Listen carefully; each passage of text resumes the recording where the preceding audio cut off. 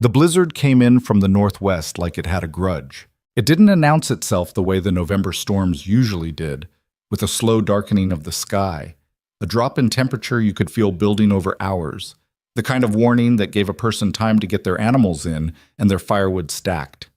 This one hit fast and mean, rolling down out of the mountains in the early afternoon when the light was still gray and flat, and within 40 minutes of the first flake hitting the ground, the wind was throwing snow sideways hard enough to strip the bark off fence posts. Vivian Hart had been riding for 11 hours when the storm found her. She was on a rented horse she didn't know well enough to trust, following a road she'd never traveled, moving through country that looked the same in every direction, pines and rock and frozen creek beds, when the temperature dropped so suddenly that she felt it through her coat and her gloves and the wool scarf she'd wrapped twice around her face.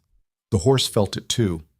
He tossed his head and tried to turn, and she had to fight him back to the road with both hands and more force than she liked to use. "Keep going," she said, though she knew the animal couldn't hear her over the wind. She said it for herself, mostly. She'd been saying it for 2 weeks. Keep going, don't look back, keep going. The problem was that she wasn't sure anymore what she was going toward. She'd left Pittsburgh with a plan: reach her mother's cousin in a town called Harlan, Wyoming. Stay there long enough to figure out what came next. Build something small and manageable, and hers. But somewhere in the weeks of travel, in the rain and the delays and the wrong connections and the money running thinner than she'd calculated, Wyoming had stopped feeling like a destination and had started feeling like a direction, something she was pointed at rather than moving toward. And now there was this storm. She smelled the town before she saw it. Coal smoke and horse manure and something frying in grease. The particular combination that meant people were nearby, that there were walls and roofs and fires burning inside them. The horse lifted his head at the same time she did, both of them pulling toward it without deciding to. Redstone Ridge materialized out of the white wall of snow as a row of dark shapes. Buildings squatting low against the wind, their windows throwing out squares of yellow light that looked like the most beautiful things Vivian had ever seen. A water tower. A livery stable with its big doors half open. A row of false-fronted storefronts along a main street that was already calf-deep in drifting snow. She guided the horse toward the livery and nearly fell, getting down. Her legs had gone half numb somewhere in the last hour, and they didn't work right when they hit the ground. She grabbed the saddle to keep from going down, stood there for a moment with her forehead against the horse's flank, breathing. "Ma'am?" A boy, maybe 14, appeared from inside the stable. He was wearing 2 coats and a hat pulled down to his eyebrows. He looked at her with the careful blankness of someone trying not to show alarm. "You ride in from the Elmore Road?" "I don't know what road it was," she said. Her voice came out rough and strange. "I just followed it. That's the Elmore Road." "Nobody rides the Elmore Road in this weather." He hesitated, then reached out and took the horse's bridle. "I'll take him. 2 bits for the night, feed and water." She found the coins in her coat pocket by feel. She couldn't move her fingers well enough to count them by sight, and pressed them into his hand. "Is there a boarding house?" she asked. "Somewhere I can—" "Mrs. Calvert's, end of Main Street." He nodded east. "But she might be full. Storm's been turning people back all day." Vivian looked down the street. The wind was coming at her sideways, and she had to squint to see anything. "What else is there?" The boy hesitated again. It was a longer hesitation this time, and she read something in it she didn't like. "The Anchor Saloon takes boarders sometimes," he said. "When Mrs. Calvert's is full. It's not the kind of place a lady usually—" "Where is it?" He pointed. "I see." She tried Mrs. Calvert's first. The boarding house was a 2-story frame structure with lace curtains in the windows and a painted sign by the door, and she stood on the porch and knocked 3 times before a woman opened the door just far enough to look at her. Mrs. Calvert was somewhere past 60, stout, with the kind of face that had settled into permanent suspicion the way some faces settle into permanent sadness. She looked at Vivian the way Vivian had been looked at a lot over the past 2 weeks, taking in the travel-worn coat, the boots caked with ice, the single bag, the absence of a husband or a companion or any of the other markers that would have made a lone woman acceptable. "Full up," she said. "I have money," Vivian said. "I said full up." The door closed. Vivian stood on the porch for a moment. The cold was settling into her bones now in a way that felt less like discomfort and more like a threat. She thought about pushing, knocking again, making an argument, explaining herself. She'd been explaining herself for 25 years, and it had rarely done her much good. She picked up her bag and went to find the saloon. The anchor occupied a building that had probably been something else once. A general store, maybe, or a feed warehouse. It was bigger than most saloons she'd seen, low-ceilinged and smoky, with a bar that ran the full length of one wall and a scattering of tables that were almost all occupied. The storm had driven people in early. Men sat in groups of 2 and 3 and 4, playing cards or just drinking. And the noise level was the particular kind of loud that happens when people are trying to drown out the sound of weather. She pushed through the door and the cold came in with her and several men looked up. She stood just inside the doorway, letting her eyes adjust, holding her bag in both hands. The looks she got weren't friendly. They weren't all hostile either. Some were just assessing, the flat calculation of men who were trying to figure out what she was and what she was doing here. But a few of them were something else, something that made the back of her neck go tight. She crossed to the bar. The bartender was a wide man in his 40s with a beard going gray and an expression that managed to be both bored and watchful at the same time. He looked at her the same way Mrs. Calvert had, the quick inventory, the slight tightening around the eyes. "I need a room," she said. "I was told you sometimes have them." "Might." He didn't move toward her. "Traveling alone?" "Yes." "Where's your husband?" "I don't have one." Something shifted in the room. She felt it before she could identify it. A slight change in the quality of attention around her, like a current moving under still water. Some of the men who'd gone back to their drinks were looking again. "No husband," the bartender said. He had a flat way of talking, each word set down separately, that made everything sound like he was underlining it. "No family in town?" "No." "Where are you headed?" "Wyoming." "In this weather?" "I didn't plan the weather." He studied her for a long moment, and she kept her face still and her hands steady on the bag. She'd been practicing keeping her face still for 2 weeks. Before that, she'd spent 25 years practicing it in a different context. The same skill, applied to different rooms and different men. "I've got one room," he said finally. $1 a night. "You take meals down here." "I'll take it." "Up front." She pulled the money from her coat and set it on the bar. He looked at it for a moment before he picked it up. And in that moment, she heard someone behind her, not far behind, maybe 6 feet, make a sound that wasn't a word but carried the shape of a comment. There was a low laugh from the same direction. She didn't turn around. "Name?"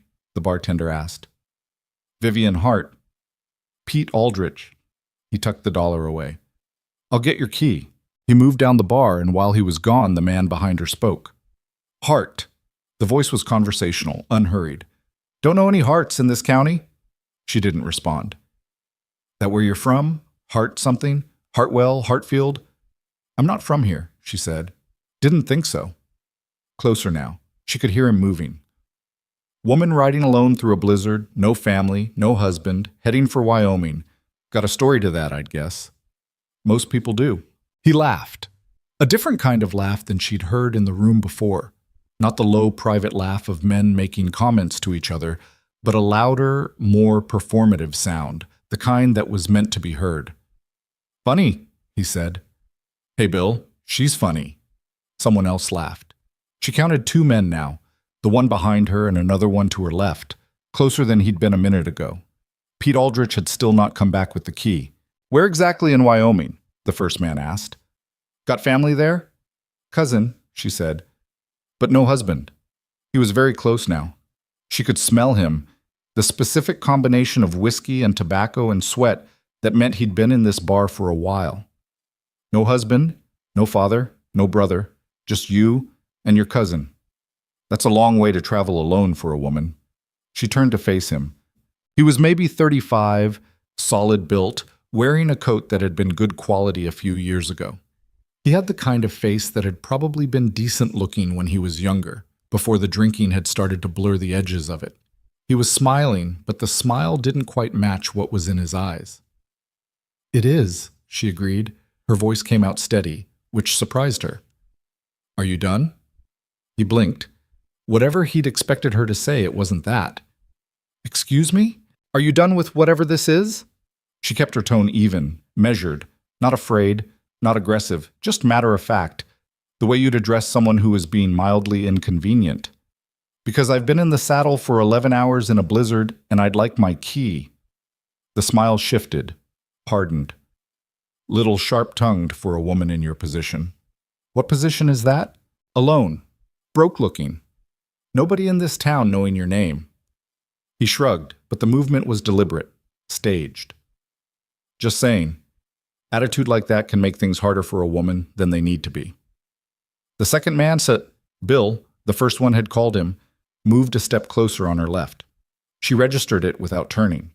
The room had gone quieter around them. People were watching. She was thinking and not finding good options. She couldn't match these men physically. She had very little money left, not enough to make them calculate the risk of taking it, and Pete Aldrich had not come back with the key. I think, she said carefully, that you should... I think, said a voice from the back of the room. That's enough. Immersive. She'd registered the table in the corner when she first came in, the way she'd registered every part of the room, but she hadn't looked at it closely because it had seemed empty. Now she looked. The man sitting there wasn't large in the way the man in front of her was large, not broad-shouldered and solid, not built for immediate physical intimidation. He was lean, long-limbed, with the economy of a person who had learned not to spend more energy than was necessary on anything. He had dark hair going gray at the temples, a jaw that hadn't seen a razor in 4 or 5 days, and a quality of stillness that was, she realized with a slight chill, more unsettling than movement would have been. He'd said the words without raising his voice. He hadn't stood up. He was just sitting there with a glass in front of him, looking at the man behind Vivian the way you'd look at something that required attention, but not urgency. The man behind her turned. Boone, this your business? Not especially. Silas Boone picked up his glass. But it's getting late and I'm tired and this kind of thing takes a while to run its course. I'd rather not wait. There was something in the room now that Vivian couldn't quite name. A shift in temperature almost, like the moment before weather changed. The man named Bill had stopped moving. The man behind her, whose name she still didn't know, had gone very still. She walked in here alone, the man said. No claim on her. That's an interesting way to think about people, Silas said. It's how things work. Sometimes? He set his glass down. Not tonight. A long beat of silence. Vivian was aware that she was holding her breath. The man behind her laughed. Shorter than his previous laughs, less convinced. One woman. Not worth it, Boone. No, Silas agreed. She isn't. Neither are you. And that was it. That was all. The man turned away from her. Not graceful about it, not pretending he'd meant to all along, but turning, and went back to his table. Bill followed without making eye contact with anyone. The room found other things to look at. Pete Aldrich appeared behind the bar with a key in his hand, timing that Vivian suspected was not accidental. Room 3, he said. Top of the stairs, on your right. She took the key. Then, because she had been raised with manners even when the world didn't deserve them, she turned and looked at the man in the corner. Thank you, she said. He looked at her for a moment. There was nothing particular in his expression.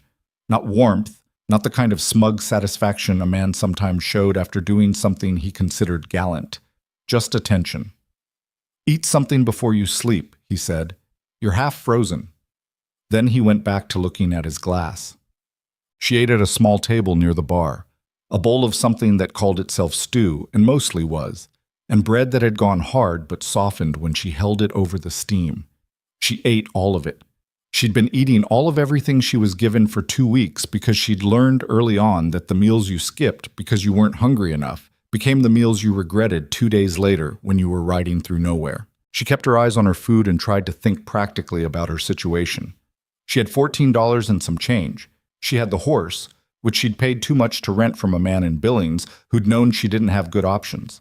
She had a bag with 2 changes of clothes, a sewing kit, a small knife, and the letter from her mother's cousin in Wyoming that she'd been carrying for a month and that had started to feel more like a talisman than a destination. She did not have in this town a single person who knew her name before tonight. What she had, which no one in this room knew about yet, was a problem. His name was Edwin Crowley. He was 38 years old, the second son of the Crowley Railroad family out of Philadelphia, and he had been engaged, though engaged was not exactly the word, assigned was closer, to Vivian by a contract signed between his father and her father 4 months ago. Her father had debts. The Crowleys had money. The math had been explained to her carefully, in patient terms, by men who seemed genuinely baffled by why she might object to it. She had objected anyway. The problem with objecting to a man like Edwin Crowley, a man with lawyers and money, and a family whose name opened doors in every city east of the Mississippi, was that he did not understand the word no. Not in any meaningful way. He understood it as an obstacle, the way water understood a dam, as something temporary to be routed around. He had sent men after her twice, once in Ohio, once in Illinois. Both times she'd found out before they found her and had moved quickly enough to stay ahead of them. But quickly meant spending money, and spending money meant running out of it faster than planned, and running out of money meant stopping in places she hadn't planned to stop, which was how she'd ended up in a storm in Montana, in a saloon in a town she couldn't have found on a map yesterday, eating stale bread and watching a stranger look into his glass. She stole glances at him. Not obviously, she hoped, just the quick sideways attention you paid to the room when you were eating alone. He hadn't moved much. He'd had a second drink and then stopped, which she noted. He didn't seem to be waiting for anything in particular or trying to avoid anything in particular. He was just sitting in the corner of a saloon in a blizzard in the same posture he'd been sitting in for however long he'd been there, which gave her the impression of a man who found it easier to be still than other people did. Around 9 o'clock, the man who'd been behind her earlier, she'd learned his name by listening, Frank Gurney, and his companion was Bill Hessler, came back from the bar with 2 fresh drinks and walked past her table close enough that his shoulder brushed her back. It was too deliberate to be accidental and too subtle to challenge directly, and she sat very still and kept her eyes on her bread. At 10, she took her key and went upstairs. The room was small and cold and smelled of wood smoke and something underneath it she preferred not to identify. There was a bed with 2 blankets, a wash basin, a window that rattled in its frame from the wind. She wedged the door with the single chair the room contained. Then she sat on the edge of the bed and let herself be tired. It was the only time she let it happen, this accumulated tiredness. When she was alone, after everything else was managed. During the day, she couldn't afford it. It took up too much of the energy she needed for attention, for calculation, for the constant work of reading every room she walked into and figuring out which parts of it were dangerous and which parts weren't. She was 25 years old and she was very, very tired. She pulled off her boots and set them beside the bed, then lay back on top of the covers fully clothed. The wind was making sounds against the window that were almost human, high and variable, like something trying to find a way in. She didn't know if Edwin's men were ahead of the storm or behind it. She didn't know if they knew she'd come this direction or if they were still looking in Illinois and Iowa, working outward from the last place she'd been spotted. She didn't know if a town this small even had a telegraph line that could be used against her. She closed her eyes and ran through what she did know, the way she'd been running through it for weeks. She knew she had enough money to keep moving for another 10 days, maybe 2 weeks if she was careful.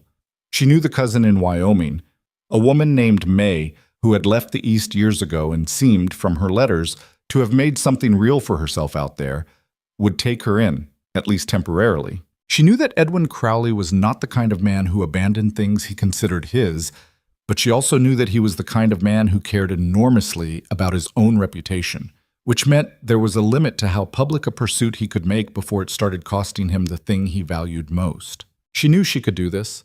She'd been telling herself she knew that for 2 weeks, and most of the time she believed it, which was the best she could honestly say. The wind screamed once, hard, and the window shuddered in its frame. She was asleep in 10 minutes. In the morning, the storm was still going. She came downstairs to find the saloon quieter than the previous night, but occupied by a handful of men who had apparently slept at tables. 3 of them, crumpled and unhappy, nursing coffee from mugs that looked like they'd been used for years without washing. The light coming through the windows was white and flat, the same in every direction, the particular quality that meant the snow was still falling and visibility was nothing. Pete Aldrich was behind the bar, wide awake and not particularly happy about anything. He brought her coffee and a plate of eggs without being asked, which she took as a positive sign. How long does it usually go? She asked, meaning the weather. This kind? 2 days? Maybe 3? He said it without inflection, the way people stated facts about the weather in places where the weather regularly tried to kill them. 2 or 3 days. She thought about her money. She thought about Edwin's men. She thought about the road north and what it would be like in these conditions, and she thought about the horse she'd left at the livery that she didn't know well enough and couldn't fully trust. All right, she said. She ate her eggs. He came in at 9:30. She'd been sitting at the same small table she'd occupied the night before, working on a letter to May that she couldn't send until she found a post office but needed to write anyway, just to have something to do with her hands. She'd heard the door and looked up, the way she always looked up when anyone came in, and recognized him before she was consciously aware she was looking. The lean frame, the economy of movement, the unhurried way he came through the door and shook the snow from his coat like a man who'd been walking through blizzards his whole life and had made a kind of peace with them. Silas Boone. He went to the bar without looking at her. Pete Aldrich poured coffee without being asked. They exchanged a few words she couldn't hear over the wind, and then Silas took his coffee to a different table than the one he'd occupied last night, one closer to the window, as if he wanted to keep an eye on something outside, though there was nothing to see out there but white. She went back to her letter. She lasted about 10 minutes before she folded it, tucked it into her bag, and crossed to his table. She stopped 2 feet away and he looked up. In the daylight, or what passed for daylight in this storm, he was older than she'd registered the previous night. Not old, mid-40s probably, but with the kind of face that had been worked on by time and sun and difficulty in ways that added up. There was a scar along his jaw that she hadn't seen last night, faint and old, and his hands around the coffee mug were the hands of someone who spent most of their time outdoors doing physical work. "I wanted to properly thank you," she said. "Last night, I didn't have a chance to say more than 2 words. He looked at her steadily. "You said what needed saying. You didn't have to do what you did." "No," he agreed. "Frank Gurney, he's not someone to lose sleep over." "Are you saying that because it's true, or because you want me to stop worrying about it?" Something moved in his expression, not quite a smile, but something adjacent. "Little of both," he said. She hadn't expected that. She'd expected deflection or reassurance, the 2 modes men usually used when they didn't want to have an actual conversation. She hesitated, then said, "Do you mind if I sit?" He considered the question, not long, but long enough that she registered he was actually thinking about it rather than defaulting to courtesy. "Suit yourself," he said. She sat. "Vivian Hart." "I know."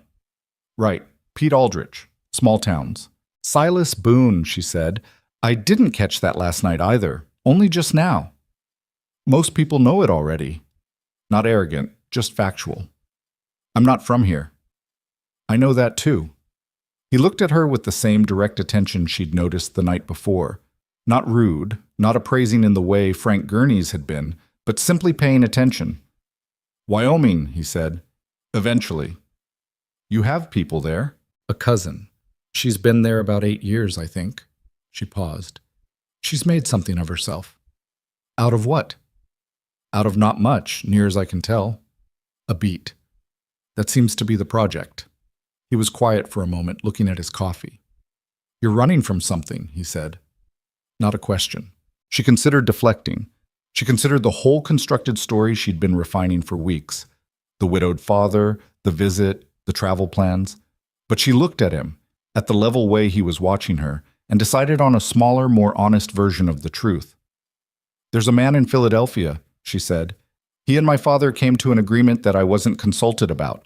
When I didn't cooperate with the agreement, he became," she searched for the right word, "determined." "What kind of agreement?" "The kind where I'm the thing being agreed about." He was quiet for another moment. Outside, the wind picked up and something rattled in the walls. "He's been following you." "His people have. I've stayed ahead of them." She kept her voice steady. "I intend to keep doing that." "If he has money, staying ahead gets harder." "Yes," she said. "It does." She didn't add anything to that. She didn't have anything to add. It was simply the truth, and she'd been living inside it for weeks, and there wasn't much to say about it that wasn't obvious. He looked at her for a long moment. "You're not asking me for help," he said. "No," she said. "I'm thanking you for last night. Those are different things." Another one of those not quite smiles. "Fair enough." He picked up his coffee. The Elmore Road North opens when the storm breaks, usually within a day or two after. You should be able to move by Thursday. Thursday, she repeated. All right. She moved to stand. Eat something again this morning, he said, not looking up from his coffee. She looked at him. Pete's eggs, he said. Better than they look. She sat back down. Thursday came and the road was still closed. The storm had broken on Wednesday afternoon, stopped suddenly, the way those big Montana blizzards sometimes did, cutting off between 1 minute and the next like someone turning off a faucet. But it had left behind 4 feet of new snow on top of what was already there, and the road north was under 6 feet of drifted white in the cuts and passes that made it impassable for at least another 3 or 4 days. She found this out from Pete Aldrich on Wednesday evening, and she went upstairs to her room and sat on the bed and did the arithmetic she'd been dreading. She had $9 and some change left. A room at the Anchor was $1 a night. Food was maybe 50 cents a day if she was careful. The livery was another 20 cents a day for the horse. She had at current rates about 5 days of staying in one place before she was in genuine trouble. The road would be open in 4 days. Probably. Maybe 5. She came back downstairs and ate dinner and tried not to show the arithmetic in her face. He was there again, at his corner table the first night, and the window table this second day, and then back to the corner on Thursday, as if he had a rotation.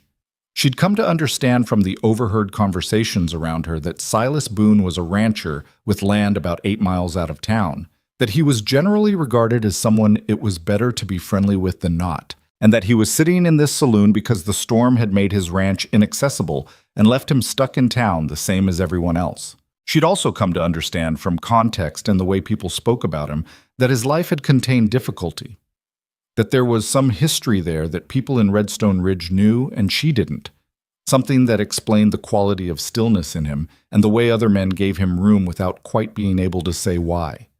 She didn't ask about it. It wasn't her business. On Thursday morning, he was already at the window table when she came down, and he looked up when she appeared at the bottom of the stairs, and something about that, the simple, unremarkable fact that he registered her arrival without making a production of it, made her feel, for the first time in 2 weeks, like she was in a room where she didn't have to be afraid. She went to his table. The road's still closed, she said. Until Sunday, probably, he said. Maybe Monday. She nodded. She'd already known. She just wanted to hear it confirmed in his voice, which was the kind of voice that said what it meant without ornamentation. I need to find work, she said.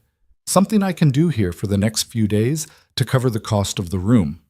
She kept her tone level, practical. I can sew, I can cook, I can do accounts. I'm good at numbers. I can teach, reading, arithmetic, basic things. She paused. I'm not asking you specifically. I'm asking if you know of anything. He looked at her with that steady attention. Then he said, What kind of accounts? My father had a dry goods business. I kept the books for 3 years. And you know ranch accounts? Some. I've never worked one exclusively, but the structure isn't different. He was quiet for a moment. I have a man, he said.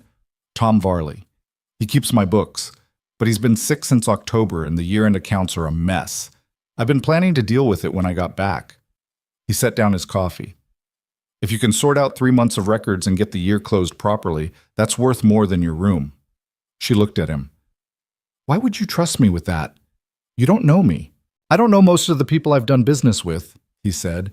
You show up alone in a blizzard, settle your own bill. Don't lie about your situation when you don't have to. That's a reasonable start. That's not a lot to go on. I know what I need and I know what to watch for, he said. Are you interested or not? She was interested. She was also aware that there was something happening here that she hadn't fully mapped yet. Not a threat, not an obligation, just a situation developing faster than she'd expected and with more complexity than a simple transaction would have. She was also aware that she needed the money. Yes, she said. I'm interested. He brought the ledger books on Friday morning, 2 of them, canvas-covered, dense with entries in a cramped hand she had to puzzle out before she could make any sense of the numbers. He dropped them on the table in front of her with something that might have been apology and might have been warning and was probably both. Tom's been doing this for 6 years, he said, and he knows what he means. The problem is nobody else does. She opened the first ledger, looked at 3 pages, turned back to the front, and started again. "Give me 2 hours," she said. He left her to it. She worked at the corner table for 3 hours straight, barely looking up. The numbers were a mess, not dishonest, just disorganized, with a system that had evolved over years to suit Tom Varley's specific brain and nobody else's. But underneath the disorder there was structure, and once she found the structure, the rest of it was just patience. By noon, she had a rough map of what was there and what was missing and what needed correcting. She had questions. He came back around 1, dropped into the chair across from her without ceremony, and looked at what she'd spread across the table. "You've been busy," he said. "Your cattle feed ledger and your wage ledger aren't talking to each other," she said. "They should be. And there are 3 months where someone, Tom, I assume, entered payments in the wrong column, and the totals are off by about $60. He leaned forward and looked at what she was pointing to. "Can you fix it?" "Yes. I need you to confirm some things. The August payment to the Kellner brothers, was that for lumber or for labor?" "Lumber. And the November entry marked miscellaneous for $42? He thought about it. "Repairs to the south fence. I have a receipt somewhere." "Get me the receipt." She pulled the ledger toward her. "We need to close this properly, or your spring tax assessment will be based on wrong numbers." He sat back in his chair and looked at her with an expression she hadn't seen on him before. Not surprised exactly, but something close to recalibrated. "You really do know accounts," he said. "I told you I did. People tell me things," he said, "and then sometimes they're true." He stood. "I'll find the receipt." She had the books in order by Saturday evening. It had taken 2 full days of focused work, more paper than she'd expected, and several conversations with Silas that started as accounting questions and kept drifting, incrementally, into other territory. Not in a forced way, not because either of them was steering toward it, but because when you sit across a table from someone for hours working through numbers and asking about their property and their workers and their history, you learn things about them. Not everything, but things. She learned that the ranch was called the Boone Creek Spread, that it was about 600 acres of mixed range and timber, that he ran cattle and some horses, and that he'd built most of it himself over about 12 years. She learned that he had a nephew, the boy was 9, named Danny, and was staying with Silas's ranch hand, Hector's family, during the storm. She didn't ask about Danny's parents. He didn't offer. She learned that Silas Boone had lost something significant some years back, and that it had remade him into a quieter, more self-contained version of whoever he'd been before. She knew this not because he said it, but because of how he talked around the edges of things.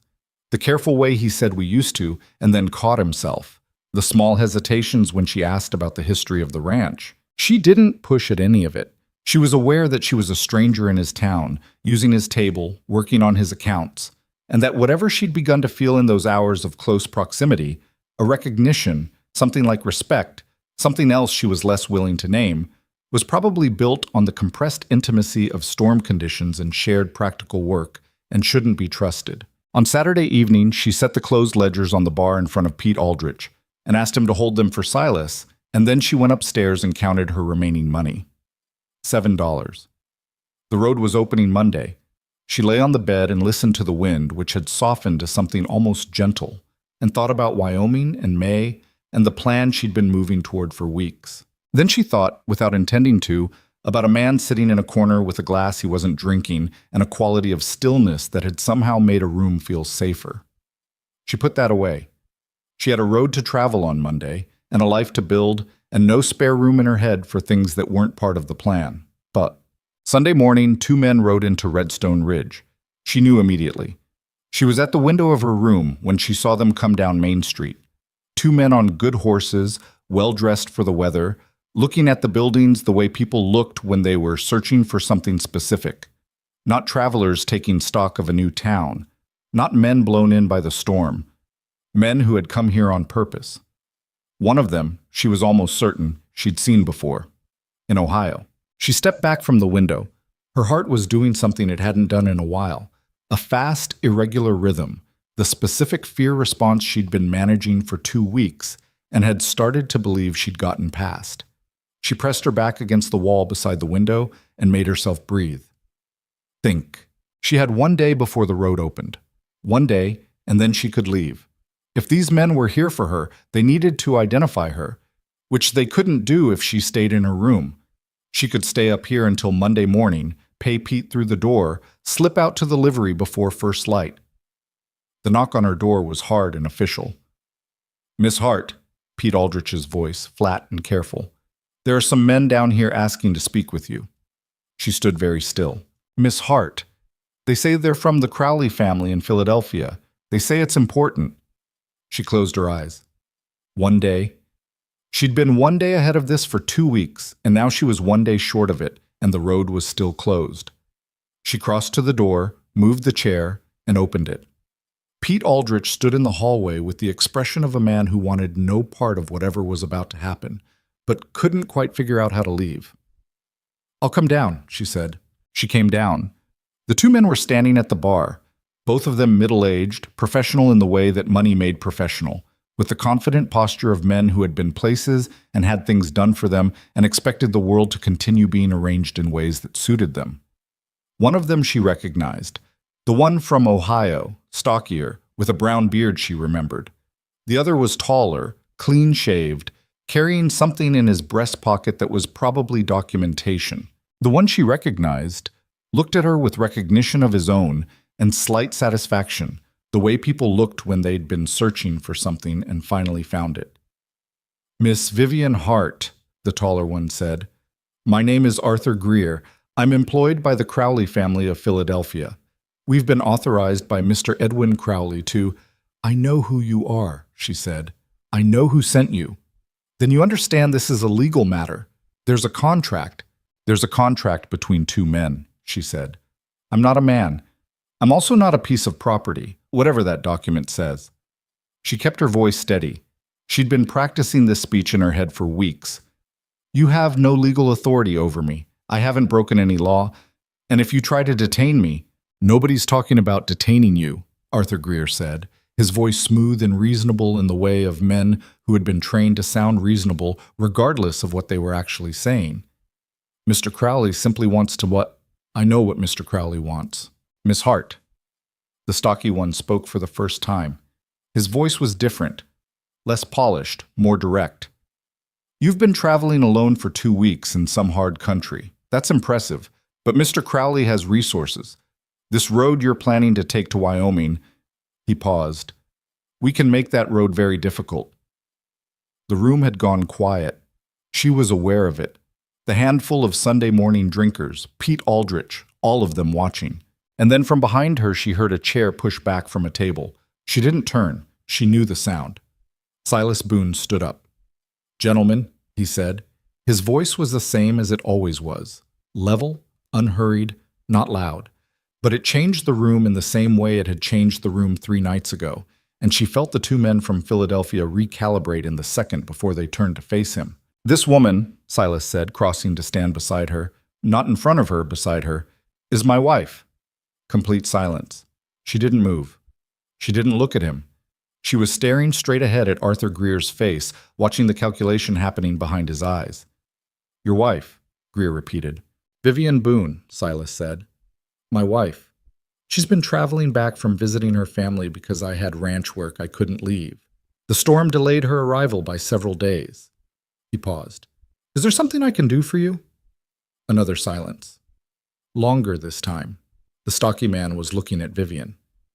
"Miss Hart, Mrs. Boone, is this accurate?"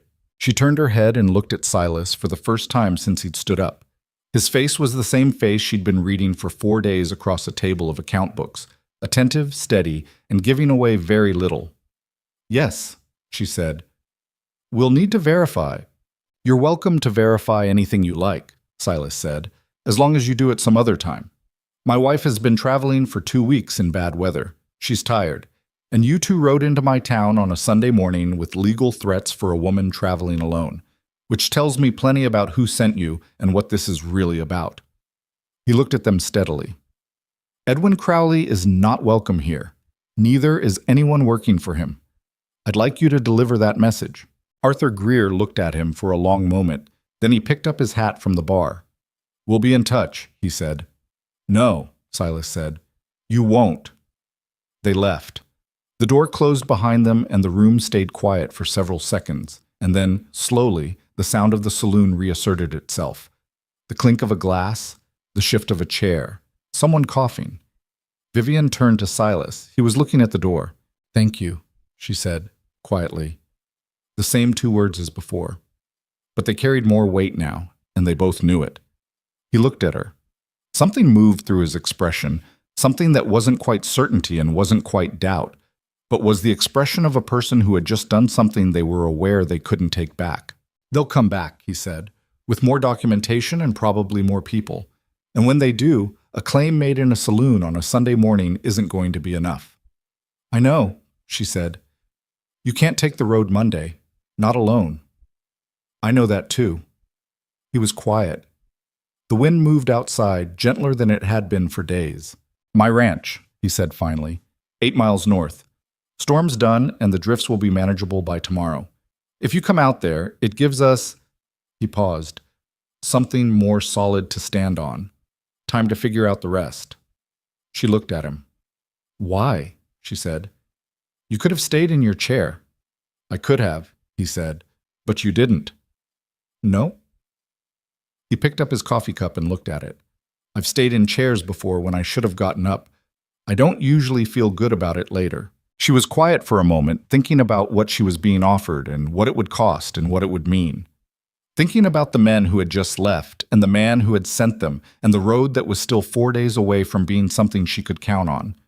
Thinking about 8 miles of settled snow and a ranch she'd never seen, and a man she'd known for 4 days whose still, level presence in a room had become, without her quite noticing it, something she recognized. 8 miles, she said. "Give or take."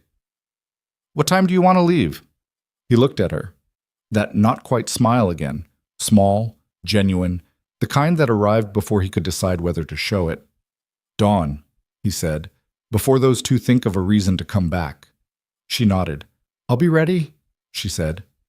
And she would be. She always was, even when she wasn't sure what she was ready for. She went upstairs and started packing the bag she'd barely unpacked, and outside the storm was done and the sky above the mountains was clearing to the deep, cold black of a Montana winter night. And somewhere 8 miles north of town there was a ranch house with a fire, and a man who had looked at her across a table full of numbers and seen someone worth standing beside. She didn't know what came after that, but she was beginning, for the first time in 2 weeks, to think there might be something worth finding out. The ride out to the ranch was not the kind of ride that invited conversation. Silas set the pace. Steady, deliberate, the kind of pace that covered ground without exhausting the horses through the deep snow. And Vivian followed on the rented gelding she'd started to understand a little better over the past 4 days. The cold was serious, but not violent. A dry Montana cold that settled into the lungs rather than attacking the skin, and the sky above the mountains was the clear, pale blue of a winter morning that had decided to behave itself for once. She watched the country unfold around her and tried to memorize it the way she'd learned to memorize every landscape she moved through. The way the tree line broke against the ridgeline, the creek running low and half frozen to their left, the cluster of rocks that marked a turn in the road that wasn't marked any other way. Information was the only currency that stayed reliable. Everything else could be taken. Silas rode slightly ahead of her, not because he was leading in any pointed way, but because he knew the trail and she didn't, and it felt natural to fall into that arrangement without discussing it. He turned once, about 3 miles out, to check that she was still there. She nodded. He faced forward again. They rode the rest of the way without speaking. The Boone Creek Ranch came into view around a bend in the road. Not dramatically, not the way places appeared in stories, but gradually, the way real things revealed themselves. First the fence line, then the dark shapes of outbuildings against the white field, then the house itself, a 2-story timber frame structure that was larger than she'd expected and more weathered than it probably needed to be, as if the man who owned it had put most of his effort into function and left aesthetics to negotiate for themselves. There was smoke coming from the chimney. "Hector comes out before dawn to keep the fires going when I'm away," Silas said, the first words either of them had spoken since leaving Redstone Ridge. He said it matter-of-factly, without preamble, as if they'd been in the middle of a conversation. "Does he know about me?" she asked. A pause. "He knows something?" She decided not to ask what that meant yet. Hector Reyes was in the barn when they arrived, a compact, dark-haired man of about 50, with the particular quietness of someone who worked outdoors most of his life and had stopped needing conversation to fill the silence. He came out when he heard them and took the horses with a nod to Silas and a long, level look at Vivian that wasn't unfriendly but wasn't welcoming either. "Hector," Silas said, "this is Vivian Hart. She'll be staying for a while." Another long look. "All right," Hector said. That was apparently the extent of the welcome, and Vivian found, to her own surprise, that she preferred it to the elaborate politeness she'd been performing around for months. The house was cold in the way houses got cold when their owners were away. Cold that had settled into the walls and the floors. Underneath the warmth, the fireplaces were working to push back. Silas went straight to the kitchen and started the stove, and Vivian stood in the doorway and looked at the room while he worked. It was the kitchen of a person who cooked practically and without much ceremony. Cast iron pans hanging on proper hooks, a work table with clean but dented surfaces, shelves of preserved goods that had been stocked by someone who thought about winter seriously. There was a coffee tin and a flour sack and a row of jars whose contents she'd have to read up close to identify. A single chair at the table. No decorative anything. "There are 2 bedrooms upstairs," Silas said, feeding wood into the stove without looking at her. "The second one hasn't been used in a while, might be cold until the heat gets through the floor." "That's fine," she said. "Sheets are in the chest at the top of the stairs." "All right." He turned from the stove and looked at her. There was something almost awkward in it. Not in him, exactly, but in the situation, which had a specific kind of awkwardness that 2 sensible adults in unusual circumstances couldn't quite talk around. "You can have the run of the kitchen," he said. "I'm not precious about it." "What time do you eat?" "When there's food." She almost laughed. "That's not an answer. It's an honest one." He leaned against the counter. "I don't have a schedule that makes a lot of sense right now. The storm put everything behind. I'll be out most of the day, probably." "Then I'll figure it out," she said. He nodded once, then, "The men from the Crowley family. They'll have sent a telegraph from Redstone Ridge by now, or they will today." She'd been thinking about that since they left town. "Edwin will want documentation," she said. "Proof that we're—" She stopped and the words sat between them, unspoken, but present. "That the claim is real." "It needs to look real," Silas said. "That means people in town need to believe it. Hector needs to believe it, or at least be willing to act like he does." He paused. "And it needs a story that holds together if someone looks at it." "We met when I came through before," Vivian said. She'd been working through this since Sunday morning. "A month ago, maybe 2. I was passing through and we knew immediately that it was something serious. I went back east to settle my affairs and he, Edwin, found out and tried to prevent me coming back." She looked at Silas. "Is that enough of a story?" "For now," he said. "People here don't ask as many questions as you might think. They've got their own concerns. But Edwin's men will ask them." "Yes?" He pushed off the counter. "We'll need to be careful about the details." It was strange, she thought.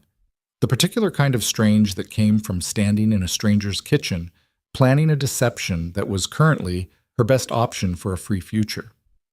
She looked at Silas and tried to read what he was making of it, this man who had stepped out of a corner table for reasons he'd given her in the most oblique terms possible. "Why did you do it?" she asked. "In the saloon, yesterday morning." He considered it, not evasively, just with the care of someone who actually wanted to answer honestly rather than conveniently. "Edwin Crowley's type," he said finally. "Men who use paper to own people. I've dealt with that type before. Not in the same way, but—" He stopped. "I don't like it." "That's a reason not to like him. It's not a reason to take on his problem." "No," he said. "It's not." He looked at her directly. "I don't have a clean answer for the rest of it. I saw what I saw and I did what I did. I'm not in the habit of explaining myself more than that." She held his gaze for a moment. "Fair enough," she said.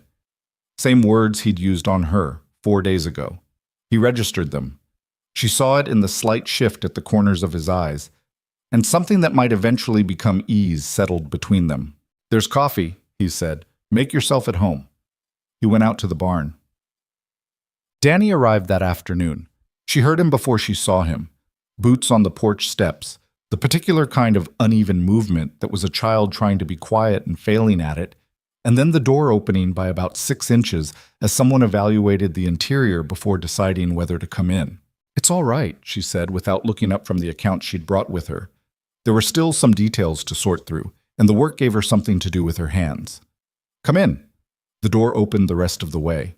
He was 9 years old, small for it, with dark eyes and Silas's same quality of watchfulness, though in the boy it was unsettled rather than still, a watchfulness that came from uncertainty rather than experience.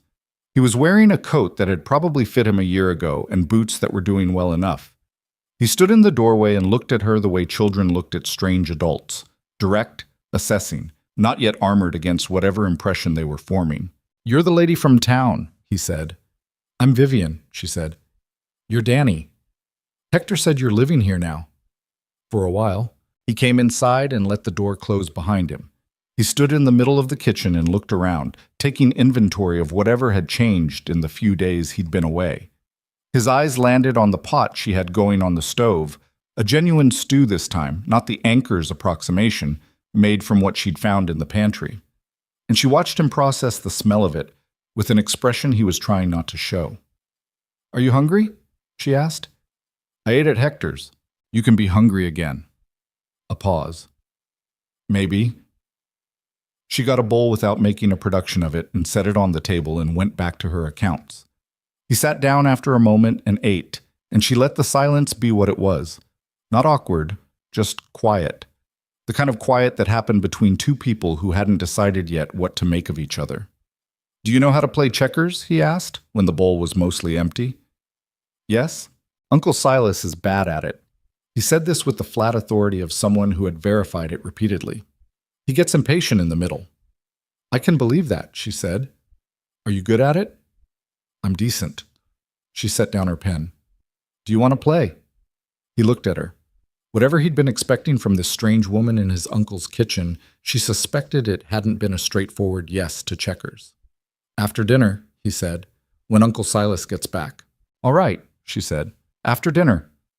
He took his bowl to the basin, which told her someone had been raising him right, and then went out to find Hector. She watched him go and felt something in her chest that was partly tenderness and partly something more complicated. The awareness that this child had a history she didn't know and scars she couldn't see, and that he was watching her the way people watched anything new in their landscape, with hope they were trying to be careful about. Silas came in at dusk, cold and tired in the specific way of outdoor physical labor, and stopped in the kitchen doorway when the smell of food reached him. He stood there for a moment with an expression that was harder to read than most of his expressions. "You cooked," he said. "You said to make myself at home." "I meant the kitchen was available." He came in and hung his coat. "I didn't mean you had to—" "I know what you meant," she said. "I wanted to. Don't make it a thing." He was quiet for a second. "All right." They ate together, the three of them, Silas and Danny and Vivian, at the table that had only had one chair that morning and now had three because she'd brought one in from the front room and Danny had dragged in an upended crate and balanced a board across it, which was not comfortable but was functional. Silas looked at the improvised seating arrangement with an expression she was starting to recognize as his version of amused. Danny told Silas about his days at Hector's, something about a horse that had gotten stuck in a drift and required the combined efforts of 3 adults and a considerable amount of profanity to extract. Silas listened with the specific quality of attention he brought to Danny that was different from how he paid attention to everything else. More unguarded, more present, as if the boy had access to a part of him that the rest of the world didn't. After dinner, Danny produced the checkers board from somewhere and set it up on the table with the air of someone who had been thinking about this since that afternoon. He beat her in the first game. She let him, or rather, she played attentively but didn't work hard to win, which was different. In the second game, she played more carefully and won. And in the third game, Danny made a move in the middle that was genuinely clever, and she had to work to counter it. You're better than you said, Danny announced. I told you I was decent. Decent usually means good. He studied the board. When Uncle Silas says he's decent at something, it means he's actually pretty good. And when you're decent at something? She asked. He thought about it seriously. I'm actually decent, he said. She caught Silas's eye across the table. He was watching the game with his arms crossed and his expression doing the thing she was starting to understand was his version of warm. A stillness that was slightly less defended than usual, a quality of attentiveness that wasn't his default watchfulness, but something that had more ease in it. He looked away before she did. 3 days passed in the pattern that domestic life with strangers established quickly. Not smoothly. There was nothing smooth about 3 people navigating shared space who hadn't negotiated any of the terms in advance, but with the particular functionality of people who were all, for different reasons, inclined toward practicality over drama. She cooked. She worked through the last of the account details, found 2 additional errors, and wrote out a clean copy of the year-end books that she left on the kitchen table with a note explaining what she'd done and why. She walked the property in the mornings, not far, just far enough to understand the geography of it, where the fence lines ran, where the terrain changed, where the closest neighboring property was. This was not anxiety, or not only anxiety. She was genuinely interested in the landscape. She always had been, which was one of the things that had made Pittsburgh suffocating in ways that went beyond the specific suffocation of her father's decisions. She helped Danny with the schoolwork he'd been falling behind on. He was sharp. Sharper than he gave himself credit for, which was the specific pattern of children who hadn't been told clearly enough that their intelligence was real. She found his arithmetic errors were consistently the same type. He rushed in the middle of a problem, when he'd figured out the shape of the answer but not confirmed the path to it. She showed him how to slow down in the middle and check his own work before finalizing. He resisted for exactly 1 session and then adopted the method as if he'd thought of it himself, which she found more amusing than annoying. She and Silas talked more than she'd expected. Not about significant things, mostly. Or rather, not about the significant things that were obviously looming, not about Edwin Crowley and what came next and what this arrangement actually was. They talked about the ranch, and about the accounts, and about Danny's schooling, and occasionally about things she'd read or noticed or wondered about that had nothing to do with any of their current circumstances. He was not a warm conversationalist in the conventional sense. He didn't offer things easily, didn't fill silence for its own sake. But he was honest, and his thinking was direct, and when she said something that was true, he said so rather than deflecting into pleasantry. On the 4th day, Tom Varley appeared. Tom was Silas's bookkeeper, the man whose cramped entries she'd spent 2 days deciphering in the Anchor Saloon, the man who had apparently been sick since October. He arrived mid-morning on a horse that was almost as tired as he was, wrapped in blankets and clearly not fully recovered from whatever he'd had, but unable, apparently, to stay away any longer. He was 60-something, thin, with a sharp face and quick dark eyes, and he looked at the clean copy of the year-end books the way a man might look at his house to find someone had rearranged all the furniture. Not upset, just disoriented. You found the miscellaneous column errors, he said. 3rd week of November and the 1st week of December, she confirmed. I knew they were there. He turned a page. I was going to fix them in spring. It made more sense to fix them before year-end. He looked up at her. Who are you? Silas, who had been standing in the doorway listening to this exchange with what she was now certain was genuine amusement, said, My wife.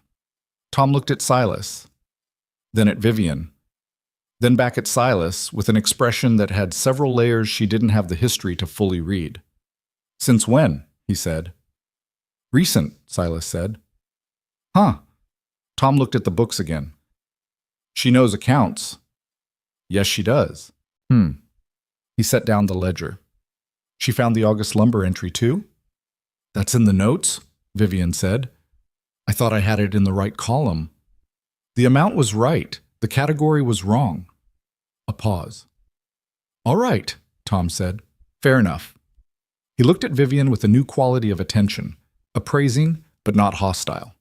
The assessment of a professional looking at someone else's work. You kept books before. My father's dry goods business, 3 years. Dry goods isn't cattle. The mathematics is the same. He was quiet for a moment. Then he almost smiled.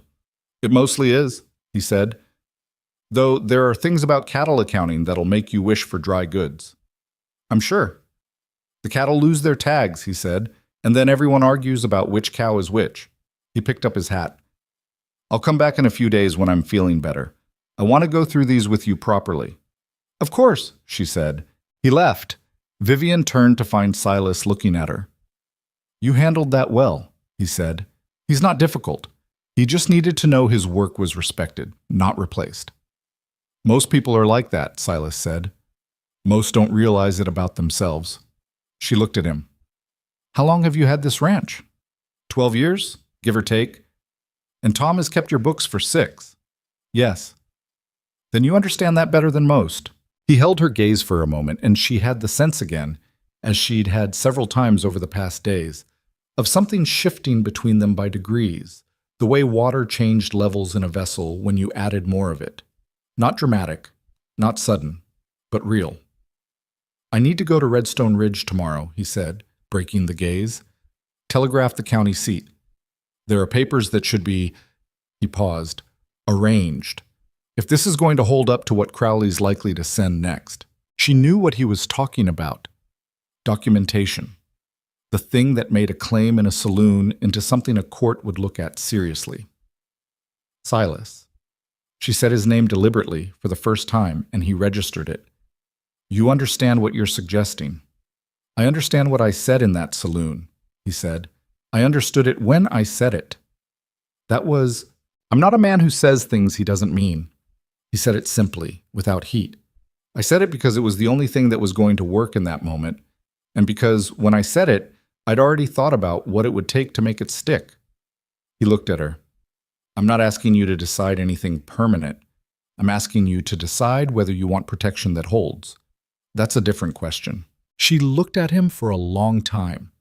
Looking at his face, which was not a face she'd known long enough to read completely, but which she had been reading carefully for a week, and which told her, as clearly as faces told you things when you were paying attention, that he was being honest with her. What do you get from this? She asked. He was quiet for a moment. The ranch is big, he said. Danny needs... He stopped. He needs more than I've been able to give him on my own. I'm not... He stopped again, and she could see him measuring words against truth. I'm not good at the parts that don't have practical answers. The account books I can deal with. The weather, the cattle, the legal problems. The parts that are just about showing up for someone. I get those wrong sometimes. And you think I do those parts better.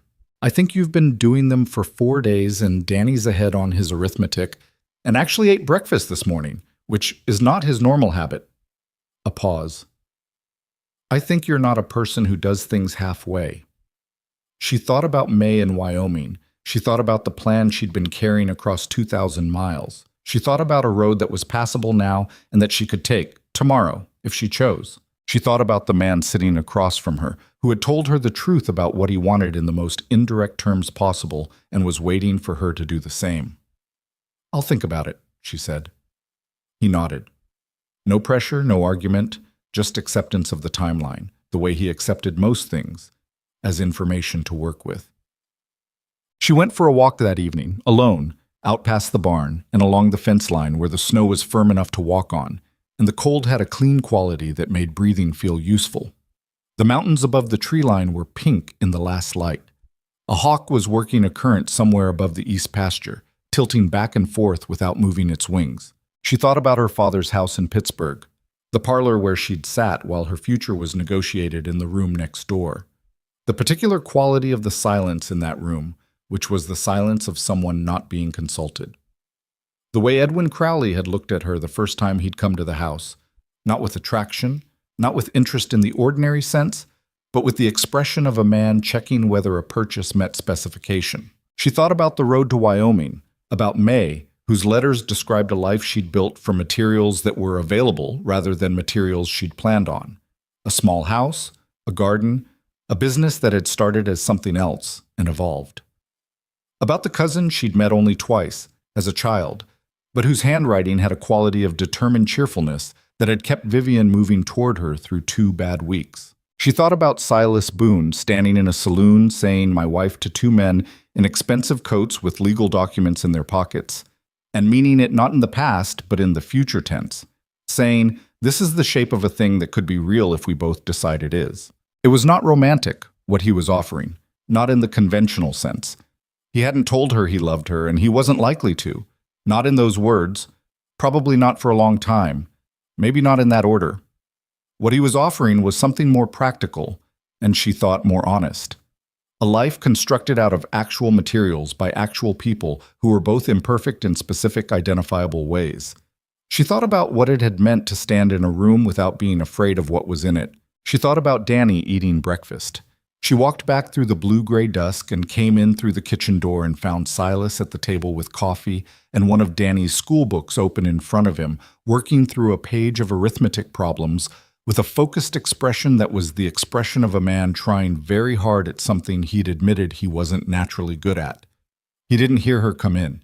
She stood in the doorway for a moment and watched him. He was frowning at a problem. His finger moved along a line of numbers. He wrote something down, looked at it, and wrote it again slightly differently. A small sound of frustration, mostly internal. She crossed to the table. "Long division?" she asked. He looked up. Something flashed across his face, not embarrassment, not quite, but the particular self-awareness of a person caught working at something difficult. "Danny has a test," he said. "Can I—" She gestured at the book. He pushed it toward her without protest. She looked at the problem. "He's doing this right up to the last step. Then he rushes." She turned the book back toward him and pointed. "Show him to write this part out separately before he finishes. He's carrying the operation in his head and dropping it." Silas looked at what she was pointing at. He was quiet for a moment. "He does the same thing building fence," he said. "Gets to where he can see the end and stops checking." "Yes," she said. "He knows what I mean when I call it the middle. The part where you're sure but you haven't confirmed." She paused. "He'll get there."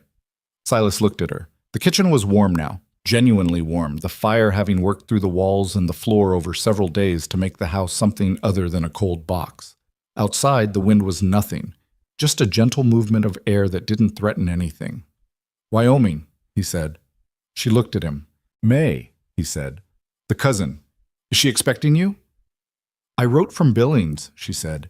"She knows I was coming." "She doesn't know you're here." "No." "You'd want to write to her." "Yes." A pause. "I'd want her to know where I am, what the situation is." He nodded. "There's a post office in Redstone Ridge," he said. "I'm going tomorrow anyway." "I know." Another silence. Not uncomfortable. The kind of silence that had started to form between them over the past days, which was the silence of two people who were thinking parallel thoughts and had not yet decided to say them. "I'll come with you," she said. "To Redstone Ridge, tomorrow." He looked at her. "For the papers?" he asked. She held his gaze. "For the papers," she said, He was quiet for a moment. Something moved through his expression. Not the not-quite smile this time, but something deeper. Something she didn't have a clean name for. Relief, and something rawer than relief, and the careful, deliberate way a person received news they'd been wanting. "All right," he said. He went back to the arithmetic. She got her own coffee and sat across from him, and they worked at their separate tasks in the warm kitchen while the mountains outside went dark and the stars came up over the ridge. And neither of them said anything else about it because it had been said, and that was enough for tonight. That was the kind of people they both were. The kind who said the important thing once and then got on with it. Outside, somewhere in the dark hills, a coyote called once and was answered. And then the night settled back into its vast Montana quiet, broken only by the soft sound of a fire burning steadily in a house that was, in its imperfect and unpracticed way, beginning to figure out what it meant to have more than one person living in it. The papers were filed on a Tuesday. It was not a ceremony. There was no one watching except a county clerk named Harold Beam, who had the distracted air of a man who would rather be somewhere else and was processing documents with the mechanical efficiency of someone who had done this particular task several hundred times and found it no more or less significant than any other. He asked the required questions in a flat voice, wrote the answers in a flat hand, stamped 2 documents, and pushed copies across the counter without looking up. That was it. Vivian folded her copy and tucked it into her coat pocket, and she and Silas walked out of the county office into the cold Redstone Ridge morning, and neither of them said anything for a moment. She was aware of the paper in her pocket with a physical specificity she hadn't expected, aware of its weight, which was almost nothing, and its significance, which was not. "That was not exactly how I imagined it," she said. "What did you imagine?" She thought about it. "I don't know.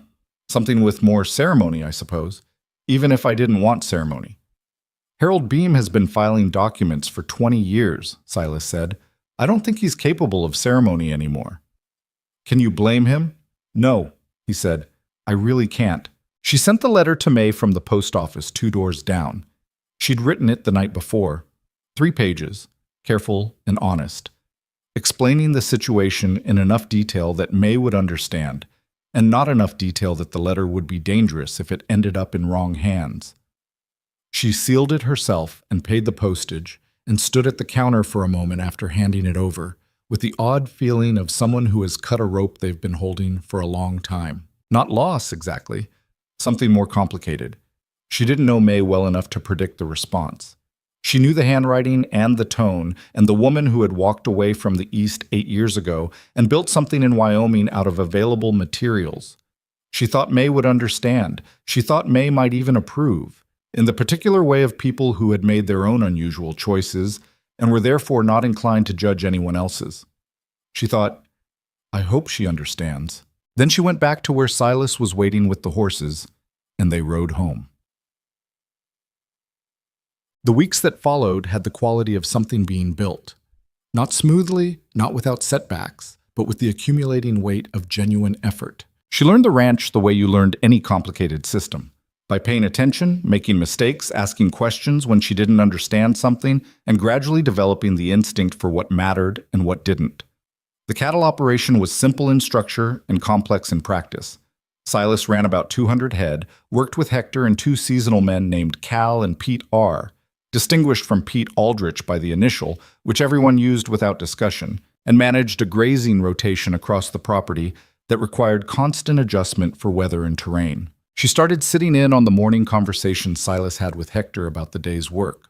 Not intrusively, just present, listening.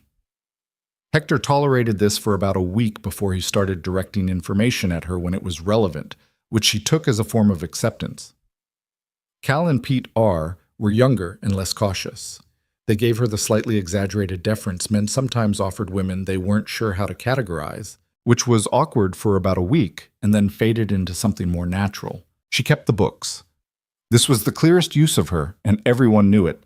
Tom Varley, who came by twice more in January to go through the year-end records with her, told Silas in her hearing that she was better with numbers than he was, which coming from Tom was apparently remarkable. Silas said, "I know," without inflection. Tom gave him a look she couldn't fully read. Oh, she worked with Danny every morning on school subjects.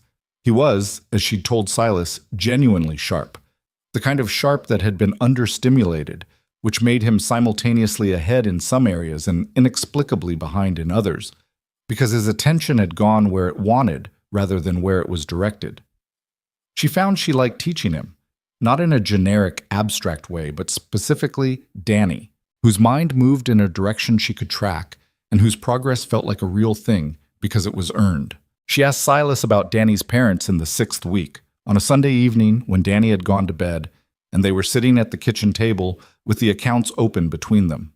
She asked it directly, because she had learned that he responded better to direct questions than to delicate approaches, and because she had earned, she thought, the standing to ask. He was quiet for a moment, then he said, "My brother. He and his wife were coming out here from Ohio 4 years ago. The wagon party they were with hit bad weather in the passes." He stopped. Danny was ahead of them with another family. He made it through. They didn't. She held that for a moment. "He was 5, she said. 5. He doesn't talk about it much." "No." Silas's hands were flat on the table. "He came to me because there was no one else. I took him because he was my brother's son, and I wasn't going to let him go to strangers." He paused. "But I didn't know what I was doing. With a child. I still don't know, half the time." "You're doing better than you think," she said. "I'm doing what I can. That's different." Sometimes it's the same thing. He looked at her. Whatever he was about to say, he didn't say it. The moment shifted, and she let it shift, because she understood that there was a limit to how much he would give at once, and that pushing past it wasn't useful. His arithmetic is actually good now, she said. Silas exhaled. I know. He showed me last night. A pause. And there it was, that quality of warmth he kept mostly internal, just briefly visible. He was proud of himself. He should be. They went back to the accounts. February came in cold and clear, the kind of Montana February that made you forget the blizzards because the sky was a hard, brilliant blue every day, and the snow was dry and light, and the mountains were visible from 30 miles. She had been at the ranch for 7 weeks when the first letter arrived. It came through Redstone Ridge's post office, addressed to her by her given name, Miss Vivian Hart, not Mrs. Boone, in a handwriting she recognized immediately. She had not opened it when Silas brought the mail in from town, and she did not open it for 2 hours, and when she finally did, she opened it alone in the upstairs room. Edwin Crowley wrote the way he did everything, with the absolute confidence of someone who had never had to consider that he might not get what he wanted. The letter was 2 pages. It covered, in sequence, the legal validity of the contract between their fathers, his certainty that the marriage she'd allegedly contracted in Montana was fraudulent, his intention to pursue the matter through both civil channels and, if necessary, through the application of additional pressure, and his personal conviction that she would, in the end, see reason. The last paragraph was the one she read 3 times. I'm not a man who accepts losses easily, Vivian, and I want you to understand that I consider you a matter of significant importance, not merely sentimental, but practical. Your father's debt is real, and the contract is real, and no fiction you have assembled in the wilderness will change either of those facts. I will be in Montana by the end of March. I hope very much that you will have thought clearly by then. She folded the letter. She sat with it for a moment, her hands flat on her knees, feeling the cold in the room that the fire hadn't fully reached. He was coming himself. That was new. In Ohio and Illinois he'd sent men. Now he was coming in person, which meant one of 2 things. Either he was more confident than before, or he was more desperate. She didn't know which one was worse. She took the letter downstairs and set it on the table in front of Silas. He read it without expression. He read it a second time more slowly. End of March, he said. That's what he says. He says the contract is real. My father signed it. That part is true. She sat down. Whether it's enforceable is a different question. My father had no legal right to contract my marriage without my consent. The laws on this have been changing. She paused. But Edwin has better lawyers than anyone in this county. Silas set the letter down.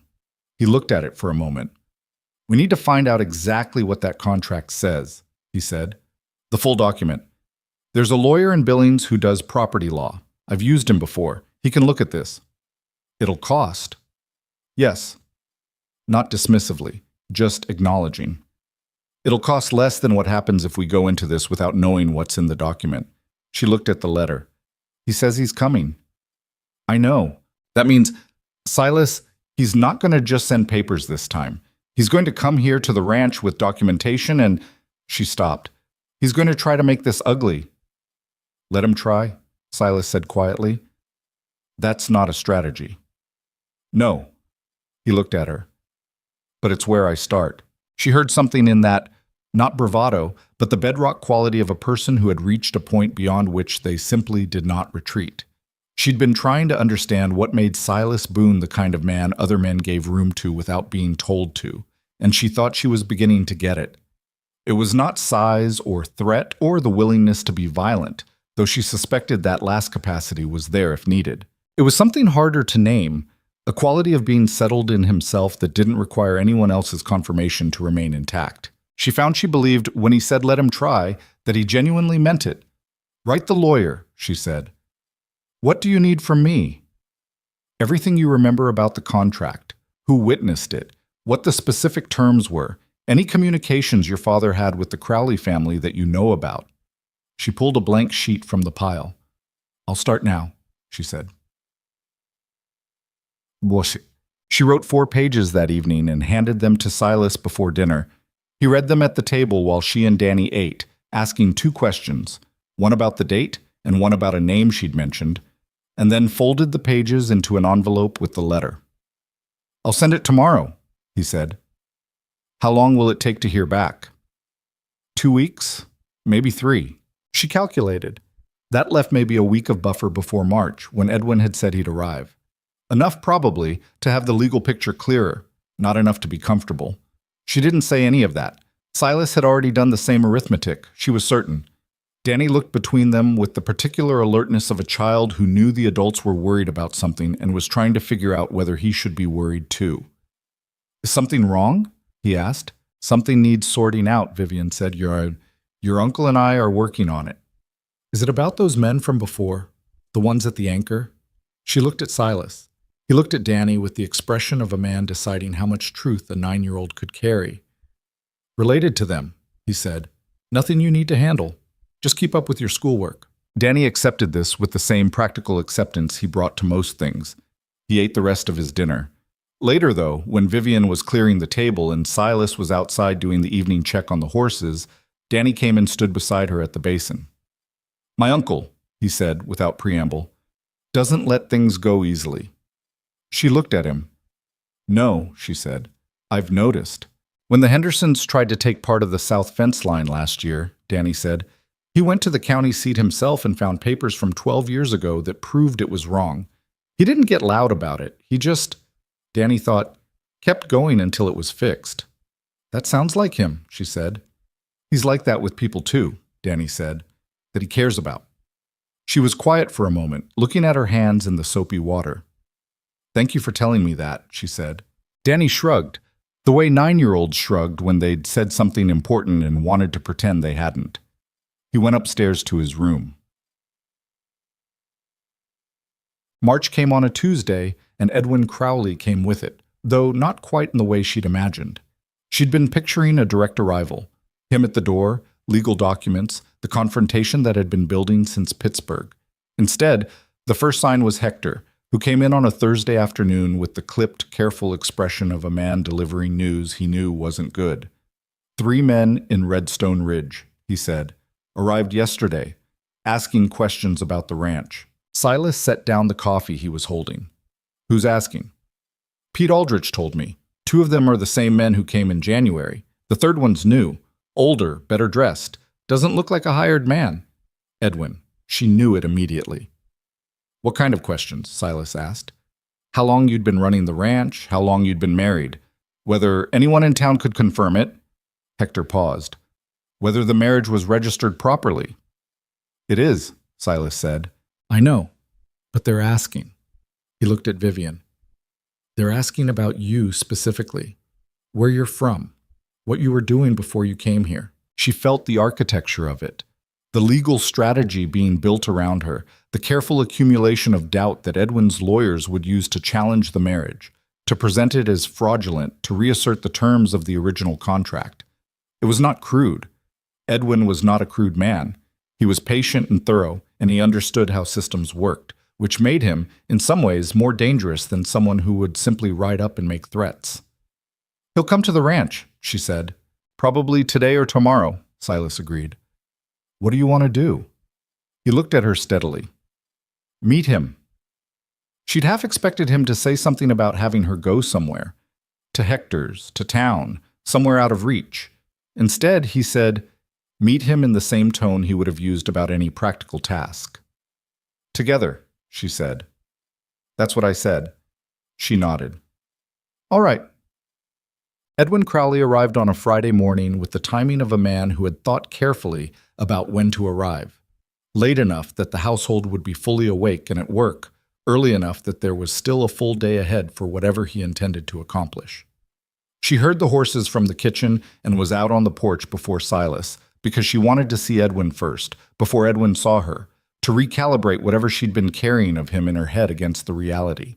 He was not physically imposing. She'd always known that, but distance and fear had a way of adding size to things, and seeing him now, medium height, early 40s, wearing a good coat and a hat that cost more than most men in this county made in a month, she was struck again by how ordinary he looked. The danger was not in his body. It was in what he represented, in the systems he could activate, in the particular expression on his face right now, which was the expression of a man who fully expected to win and was simply going through the required motions. Arthur Greer was with him. The stocky man from January was not, and two men Vivian didn't recognize flanking the horses, not lawyers, not document carriers. Their coats were cut wrong, their eyes moved wrong, and they stayed on their horses in the specific way of men who had been told to stay on their horses and be visible. She stood on the porch and waited. Edwin looked up and saw her, and for a moment, just a moment, something moved through his expression that was neither calculation nor confidence. Something older and less controlled. Then it was gone, replaced by the smooth management of a man who had learned early that showing real feeling was a liability. "Vivian," he said. "Edwin," she said. He came up the steps, which she didn't like but had expected. Greer stayed at the bottom. The two flanking men didn't move. "You look well," Edwin said. "I am well. Montana seems to agree with you." He looked around. At the ranch house, at the barn, at the landscape behind her, assessing it. "This is Boone's spread." "This is our home," she said. His jaw moved slightly. "I'd like to speak with you inside. I'd like to know why you came all this way first." "You know why." "Tell me anyway." He looked at her. The smoothness had a slightly different quality now.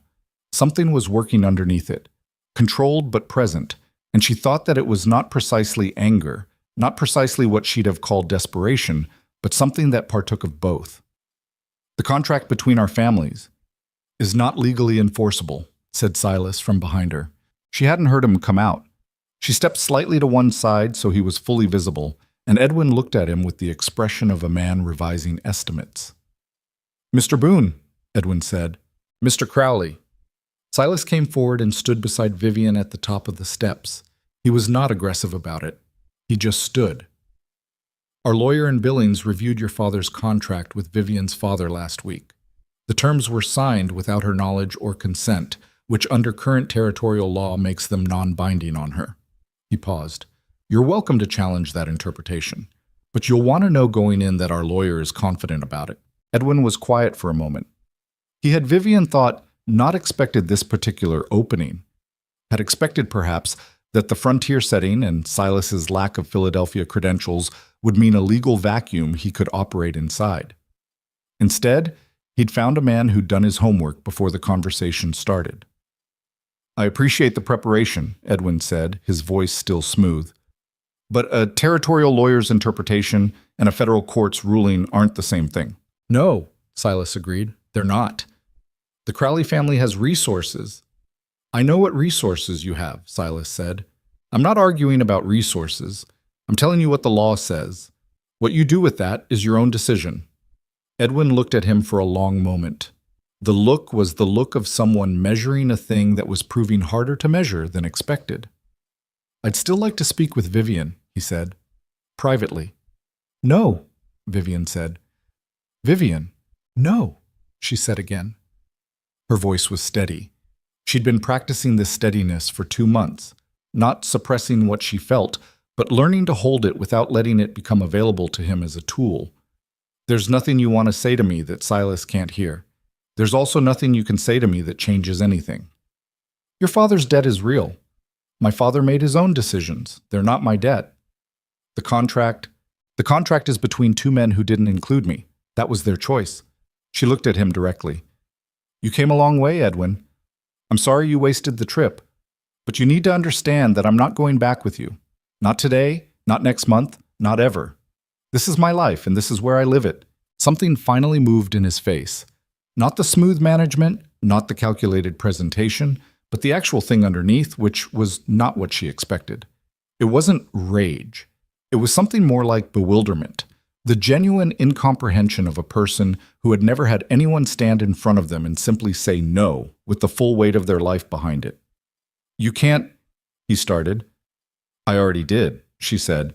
He stood on the porch for another moment, looking between her and Silas.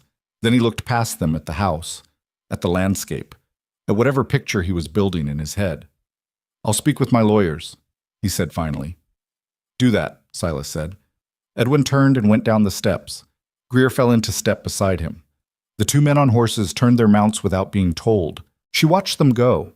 She stood absolutely still and watched them ride back down the road toward Redstone Ridge, and she kept her breathing even and her face neutral until they were around the bend and out of sight. Then she let out a breath that took about 3 seconds and seemed to come from somewhere deeper than her lungs. "That went better than I expected," she said. Silas was quiet beside her. She turned. His expression was wrong. Not the expected relief, not even his particular version of satisfaction. He was watching the road where the riders had disappeared, and his face had the tight, inward quality of someone processing something they hadn't shown. "What?" she said. "2 of those men," he said. "The ones on the horses." "Yes?" "I've seen that type before. Not those men specifically." He paused. "They're not lawyers. They're not document men." "I know," she said. "I noticed." "He didn't bring them here to impress us," Silas said. "He brought them for a reason." She looked at the empty road. "He's not done," she said. "No," Silas said. "He's not." No. 2 days passed. The ranch ran its normal operations. The morning checks, the feeding, the fence work that was always ongoing, the accounts that didn't stop because there was a crisis overhead. She went through the motions of the work with the specific focus of someone who understood that routine was not denial, but discipline. Danny did his lessons. Tom Varley came by on Saturday with a question about the spring projection numbers. The normal life of the place continued, and underneath it, like a current that hadn't broken the surface yet, the knowledge that Edwin Crowley was still in Redstone Ridge and had not left. She knew because Pete Aldrich sent word through Hector. Edwin and Greer and the 2 men had taken rooms at Mrs. Calvert's, the boarding house that had turned Vivian away in the blizzard, which she noted without comment, and were still there as of Sunday morning. "He's waiting for something," she told Silas. "Or someone," Silas said. That thought stayed with her through Sunday. She went over everything she knew about Edwin's way of operating, not from direct experience, because until Pittsburgh she'd barely known him, but from what she'd pieced together through her father's conversations and the fragments she'd gathered in the weeks before she left. Edwin was not impulsive. He planned. When he acted, it was because the position was prepared, because the moves that came before had set up the one he wanted. He'd come to the ranch to look at things, to see Silas, to see the setup. He was building something. She just didn't know what. The answer came on Monday morning, and it came not as papers or lawyers, but as the sound of Danny not coming down for breakfast. She called up the stairs at 7:30. No answer. She went up. His room was empty, the bed made in the way of someone who hadn't slept in it, the window that faced the barn shut and latched. She checked the barn, the outhouse, the small equipment shed. She stood in the yard and felt the specific quality of cold that was not about the weather and called his name and got nothing back. Silas came out of the barn. He read her face. "Danny," she said. She watched something happen in his expression that she had no precedent for. A change that was deeper and less controlled than anything she'd seen in him. A cracking of the settled surface that revealed what was underneath it. He moved past her at a pace that was just short of running. He searched the full property in 20 minutes, methodical and fast, calling the boy's name in a voice that was still controlled but had an edge in it that she'd never heard. Nothing. He came back to where she was standing and stopped. His breathing was not quite steady. He looked at her and she looked at him, and the thing between them in that moment was not fear. It was worse than fear. It was the knowledge of what fear felt like from the inside of someone who had already lost the thing they loved most and was recognizing the shape of that door opening again. "Crowley," she said. "Yes," he said. He went to the barn for his horse. She went with him. He didn't argue. They rode for Redstone Ridge at a pace she'd never ridden that road. The snow hard and packed and the morning air cutting, and she thought about a 9-year-old boy with dark eyes and his uncle's watchfulness, and about a man in a good coat who had never in his life accepted a no that he hadn't found a way around. She thought, "I did this. He came here because of me, and now Danny." She stopped the thought before it finished, because finishing it required energy she needed for the road. The mountains were bright above the tree line, indifferent and enormous, and the horses ran hard, and Redstone Ridge was 8 miles away, and somewhere between here and there a child was being used as a bargaining piece in someone else's game. She rode harder. They didn't go to Redstone Ridge. They got as far as the fork in the road, 3 miles out, where the main trail split between town and the old mining road that climbed northeast into the hills. When Silas pulled up short and held out a hand to stop her horse, she pulled up beside him. He was looking at the ground. She followed his eyes and saw it. Tracks in the packed snow at the fork's edge, the marks of horses that had turned northeast rather than continuing toward town. Recent. The cold had kept the edges clean. Mining road, she said. The old Callum camp, he said. 2 miles up. It's been abandoned since '81. You think he's there? I think someone who wanted to be somewhere private and not easily found would go there. He looked at her. It's where I'd go. She looked up the northeast branch of the road. It was narrower, the tree cover thicker on both sides, the kind of road that was more suggestion than fact in this season. If we go in together, she said, they'll see us coming from half a mile. Yes. And Danny, she stopped. Danny is leverage, Silas said. The word came out flat and careful, the way he said things when he was controlling what was underneath them. Crowley's not going to hurt him. He's too careful for that. He needs Danny to be fine so that when he hands him back the exchange looks clean. And what is the exchange? Silas looked at her. The morning light was sharp and cold, and it showed everything in his face that he was usually careful about, the tightness around his jaw, the thing in his eyes that was older than the current problem, the specific way a person looked when they were afraid in a way they'd been afraid before. You, he said. He wants you to go with him.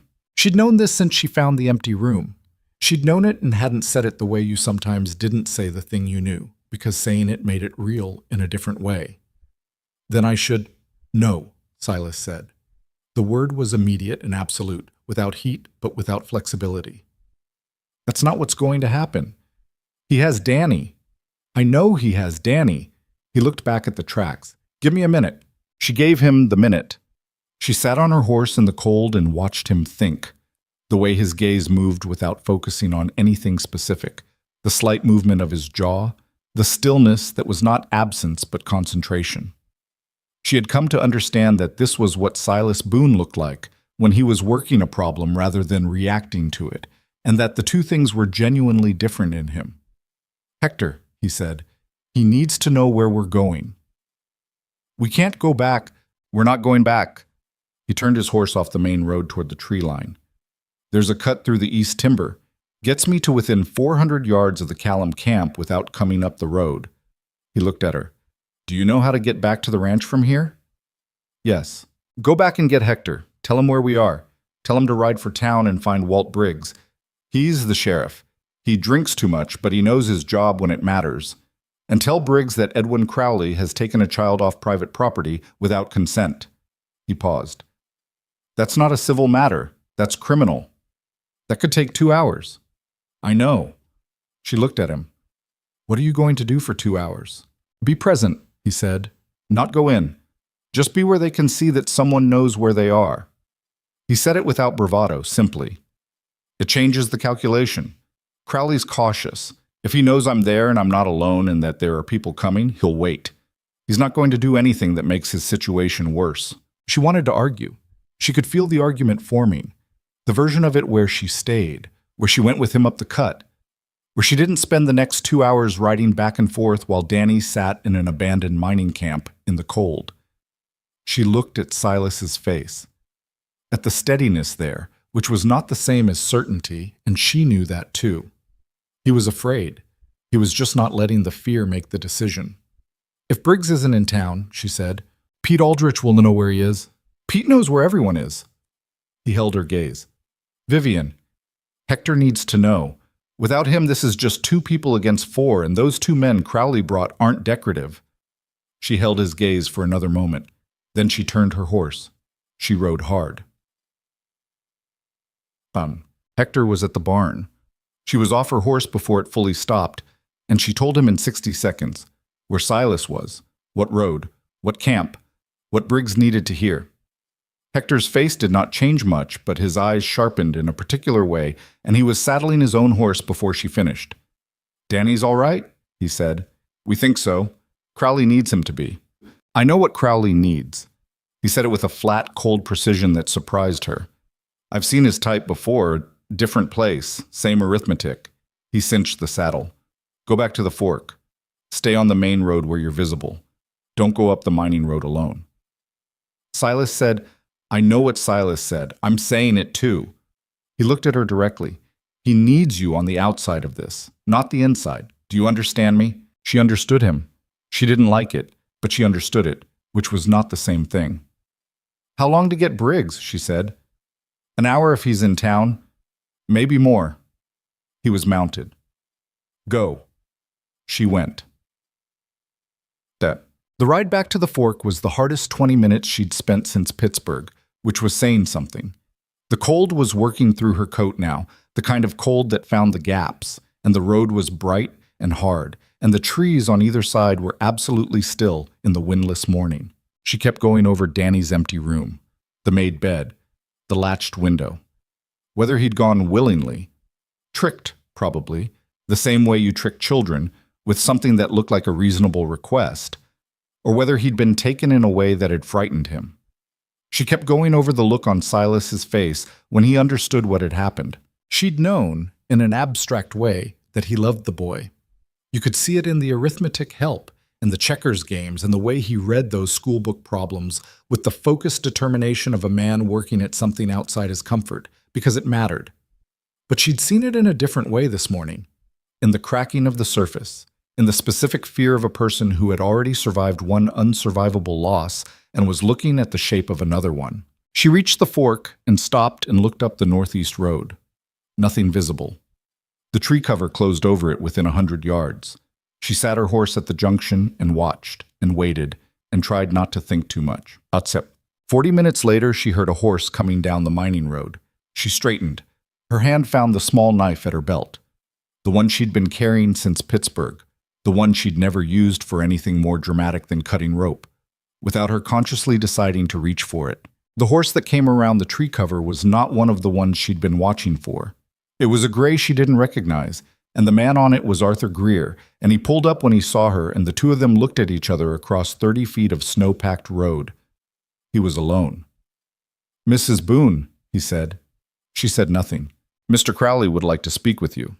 His voice had the careful quality it always had, professionally neutral, giving nothing. Directly, without your husband present. Where is my husband? At the camp perimeter. He's being kept there. Greer paused. No one has been hurt. No one needs to be hurt. Mr. Crowley would like 5 minutes. Where's Danny? The boy is fine. He's warm and he's been fed and he's not frightened. Mr. Crowley gave him specific instructions to treat him well. Another pause. He will be returned the moment this is resolved. She looked at Greer. She'd been looking at him and listening to him across various rooms since January, and she'd formed a picture of him that was complicated by the fact that he was professionally loyal to a man she had every reason to despise, but was not himself the same kind of person. He was a lawyer doing a job, and the job was one she found indefensible, but his face right now had the expression of a man who was not comfortable with all of the job's requirements. Is Silas all right? She said. He is. He's... Greer seemed to consider how to say it. He's not easy to hold in place, but no one has been hurt. She thought about what Hector had said. She thought about the timeline. Hector had been riding for town for 40 minutes, which meant Briggs could be on his way, or could be 20 minutes out, or could be an hour away, and she had no way of knowing which. She thought about 5 minutes with Edwin Crowley in an abandoned mining camp with 2 men whose coats were cut wrong. She thought about Silas at the camp perimeter, held in place, watching the road for her. 5 minutes, she said. Yes. And then Danny and Silas go free regardless of what I decide. Greer was quiet for a moment. I'll represent that to Mr. Crowley. That's not what I asked. Another moment. Yes, he said. You have my word on it. She was not certain his word was worth much in this situation. She was certain it was worth more than nothing. Lead the way, she said. The Callum mining camp was a cluster of 3 structures in a clearing, a main building that had been an equipment shed, 2 smaller outbuildings, all of them gray with age and missing sections of roof and wall that the winters had taken. There was a fire burning in a ring of stones outside the main building, recent and well-made, which told her the men had been here long enough to set up properly. Danny was sitting on a wooden crate near the fire, wrapped in a blanket someone had provided. One of the men in the wrong-cut coats was standing 12 feet away, watching him without engaging. Danny saw her the moment she came into the clearing, and his face did the thing children's faces did when they'd been trying to be brave and suddenly had someone to stop being brave for. A wobble, quickly controlled, the version of relief that came with a spike of all the feeling that had been suppressed. "Vivian," he said. "I see you," she said, loud enough for him to hear, firm enough that it was also a message to the man standing near him. "I'm right here." She was directed to the main building. Edwin was inside, standing near a window with the boards half rotted out that gave a partial view of the clearing. He turned when she came in, and the look on his face was the one she'd glimpsed on her porch. That layer beneath the management, the thing that was not calculation. Greer came in behind her and stood near the door. "Vivian," Edwin said. "You took a child," she said. "A 9-year-old child who has nothing to do with any of this. He was not harmed. You took a child." She kept her voice level with the effort of someone holding a door closed against significant pressure. "Whatever you thought this was going to accomplish, you need to understand that what you've done today is criminal, not civil, criminal. And there are people coming." Something shifted in his face. "People coming? The sheriff?" "Yes." She watched him recalibrate. "I told you, Edwin, in Pittsburgh, in your father's study, in every letter I've sent you since, that I was not going to be delivered somewhere like a piece of property. I have not changed that position. I am not going to change it today." She looked at him. "But right now, in this moment, you have a choice. You can release that boy and Silas and leave this territory and cut whatever losses need cutting, and this stays a civil dispute that your lawyers handle. Or you can wait for the sheriff to arrive and explain to a federal court why you abducted a minor." Edwin was very still. "The contract," he said. His voice had lost some of its smoothness. "Your father's debt. My father can address his own debt. Vivian." He took a step toward her, and the thing underneath the management was fully present now. Not rage, not menace, but something raw. The bewilderment of a man who had never been denied anything long enough to understand what the denial actually meant. "I came all this way.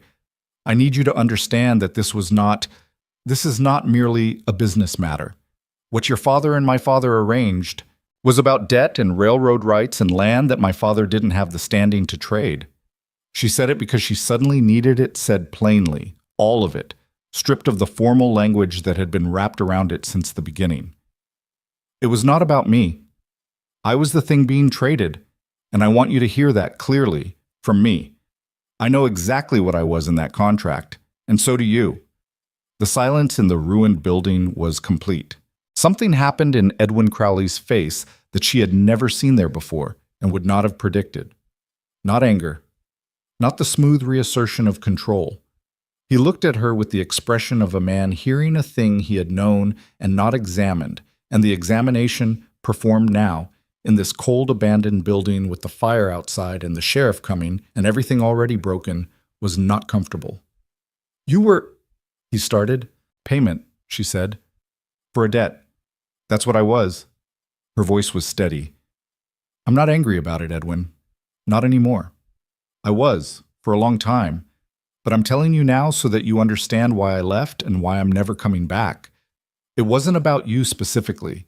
It was about the fact that no one asked me." The silence stretched.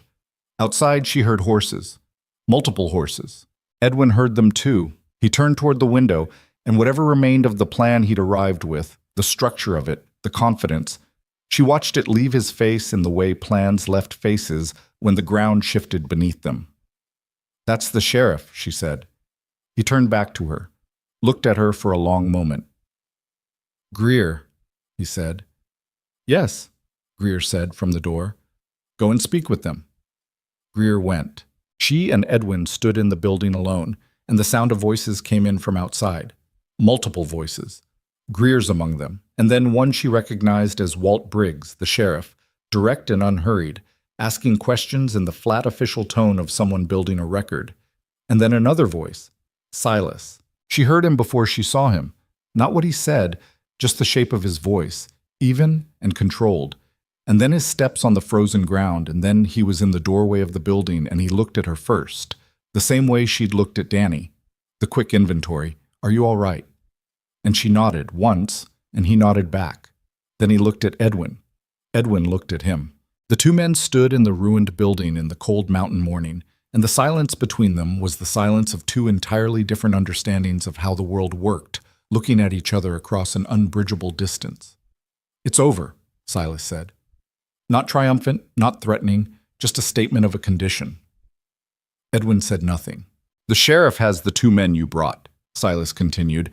Greer is talking with him. The boy is being taken home. He paused. Whatever you thought was going to happen today, it's not going to happen. The contract, Edwin started.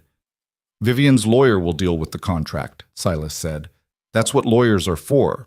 But what you did this morning is not a contract matter. You know the difference. Edwin looked between them. She saw the moment. She was watching for it, had been watching for it since the conversation began, when he accepted the arithmetic of the situation. Not graciously, not with anything she would have called integrity, but with the pragmatism of a man who, above all other things, understood what losing looked like and knew how to limit damage. I'd like to leave, Edwin said. Yes, Silas said. You would. He stepped aside from the doorway. Edwin Crowley walked out of the Callum mining camp into the sharp March morning, his coat still good, his hat still expensive, his face carefully reassembled into something that did not show what had just happened inside it. He walked to where Greer was standing with the sheriff, and the conversation that would happen there was one Vivian didn't need to hear to understand. She stood in the building for a moment. Then Silas came back through the door. He stopped 2 feet from her, and she looked at him, and he looked at her, and neither of them said anything for a beat that was not comfortable but was honest. The beat of two people who had just been through something and were still processing which parts of themselves had been changed by it. Danny, she said, Hector has him. He's fine. His voice was still even, but something had given slightly in it, the way a tight-held thing gave when the immediate reason for holding tight was gone.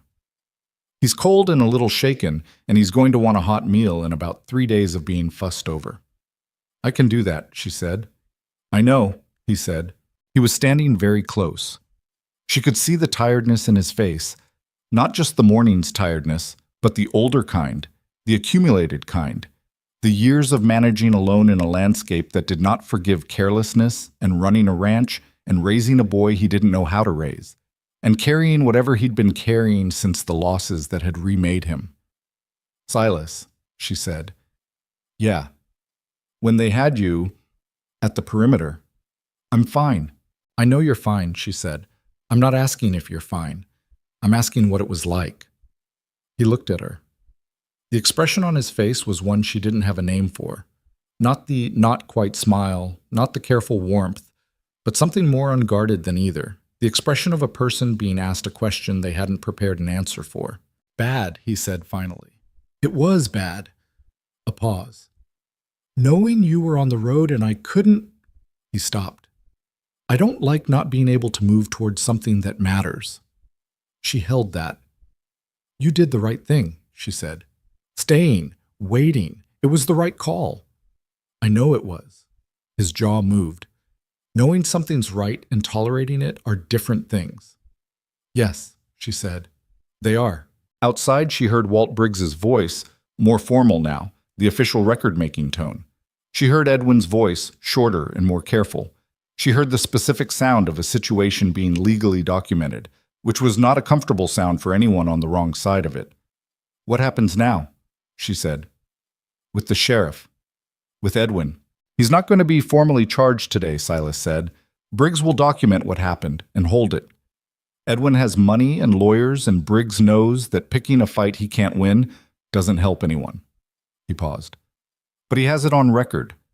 And the federal court contact I made last week, our lawyer has been corresponding with a federal land commissioner who's been looking at Crowley Railroad activities for about 8 months. This morning is going to be useful to those people. You didn't mention a federal commissioner. I didn't know if it was going to come to anything, he said. I didn't want you holding on to something that might not come through. She looked at him. You were protecting me. I was being careful, he said. There's a difference. Is there? He held her gaze.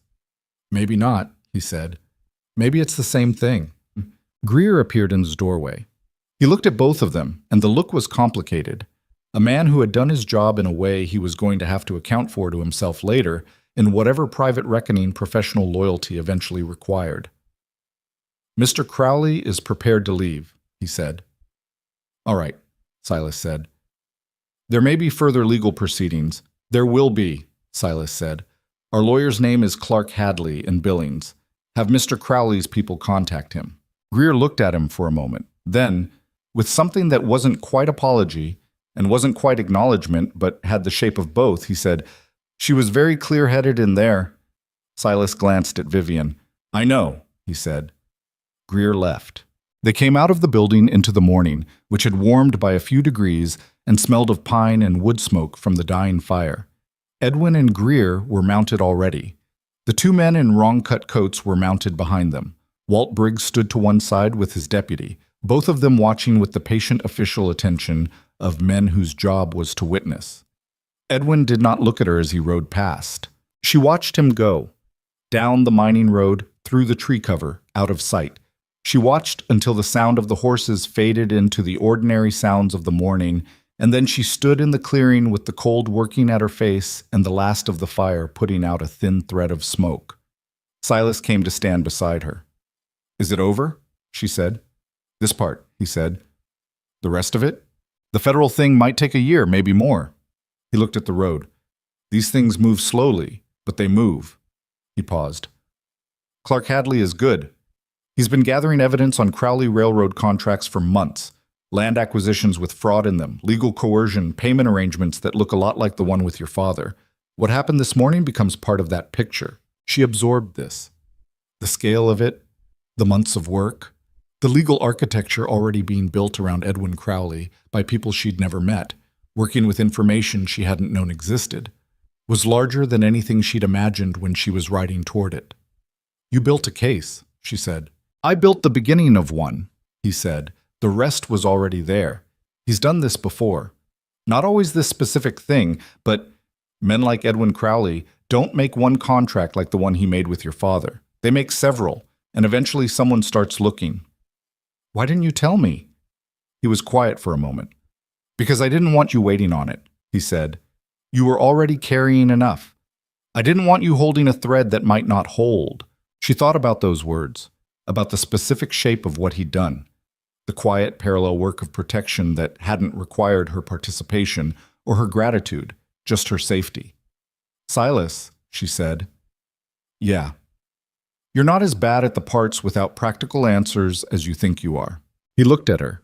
The morning was full and cold, and the mountains stood above the tree line in the same indifferent clarity they always did, and the road back to the ranch was 8 miles of good packed snow, and Danny was there being looked after by Hector. And Silas Boone stood in the clearing of an abandoned mining camp with the expression of a man being told something that was going to take a while to believe, and he looked at her with the most unguarded thing she'd seen in his face since she'd known him. Let's go home, he said. She had never, she realized, heard him call it that to her. Home. Not the ranch, not the property. Home. Inclusive, 2-syllable, the smallest possible word for the largest possible thing. Yes, she said. They got their horses and rode. Danny ate 4 bowls of soup that afternoon, not consecutively. There was a gap between the third and fourth where he fell asleep in his chair at the kitchen table, head on his folded arms, with the abruptness of a child whose body had decided the crisis was over and claimed its dead immediately.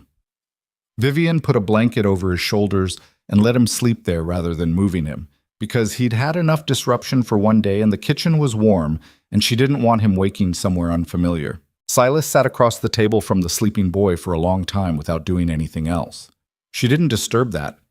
She understood it, the need to simply look at the thing you'd been afraid of losing, to take inventory, to let the fear drain out slowly rather than try to accelerate it. She moved quietly around the kitchen and let the afternoon light shift across the table and let Silas have the time he needed. After a while, he said, without looking up, he was awake all night. I figured, she said. He thought he was being smart. Crowley's man told him there was a horse in trouble up by the north fence, that it needed help right away, and Silas was already out there waiting. He paused. Danny knows horses. He didn't stop to think. He's 9, she said. I know. His jaw tightened. I should have told him more. About what was coming. About the kind of people... Silas. She set down what she was holding and looked at him. You can't prepare a 9-year-old for every kind of person in the world. You'd terrify him and he still wouldn't see it coming, because that's how those tricks work. They work on adults too. He was scared. Yes. And now he's here. And he's going to wake up in his own kitchen and eat his 4th bowl of soup and be fine. She paused. Not because nothing happened, but because you came for him. He was quiet. We came for him, he said. She held that for a moment. The way he'd said it, not correcting her exactly, but including her, the natural, easy inclusion of someone who had stopped thinking of the thing as his alone. We did, she said. Danny woke up 20 minutes later, ate the 4th bowl without comment, and then asked if they could play checkers. They played 3 games and he won 2 of them, and the 3rd one Silas played badly because he was watching Danny rather than the board, which Danny noticed and called him on with the forensic accuracy that 9-year-olds brought to adult behavior. You're not paying attention, Danny said. I'm paying attention, Silas said, just not to checkers. Danny looked at him. Then he looked at Vivian. Then he looked back at Silas with the expression of someone doing the same arithmetic Vivian had been doing for months and arriving at a similar answer. Okay, Danny said and moved his piece. Ishtat. The letter from May arrived in the 2nd week of April. Vivian had written to her twice since the first letter, once in February, once after the mining camp, the second one shorter and more direct because by then she'd stopped trying to make the situation sound more managed than it was. May deserved the actual truth, and Vivian was tired of packaging things for easier consumption. May's response was 4 pages in the handwriting that Vivian had been reading for months and had come to know the way you knew a voice, the particular emphasis, the places where the pen pressed harder, the sections where she'd been thinking faster than she could write, and the words ran together. She read it twice at the kitchen table, and then a 3rd time. And when she looked up, Silas was in the doorway with coffee in both hands, watching her face. Good or bad, he said. She says, Vivian read, that she always knew I had more sense than the entire eastern seaboard, and that it took me long enough to prove it. He handed her one of the coffees. She also says she would like to visit in the fall, if the roads allow, because she wants to see for herself the man who had the intelligence to recognize a good thing when it walked into his saloon in a blizzard. Silas sat down. She said intelligence. She did. Generous. May is generous, Vivian said. About most things. She set the letter down. She also says the cousin arrangement, her initial plan to take me in, set me up with work. She says that remains open, if I ever need it. She's not withdrawing it just because circumstances changed. That's a good person, Silas said. Yes, she said. It is. She folded the letter carefully and put it with the others in the small wooden box she'd started keeping at the top of the stairs.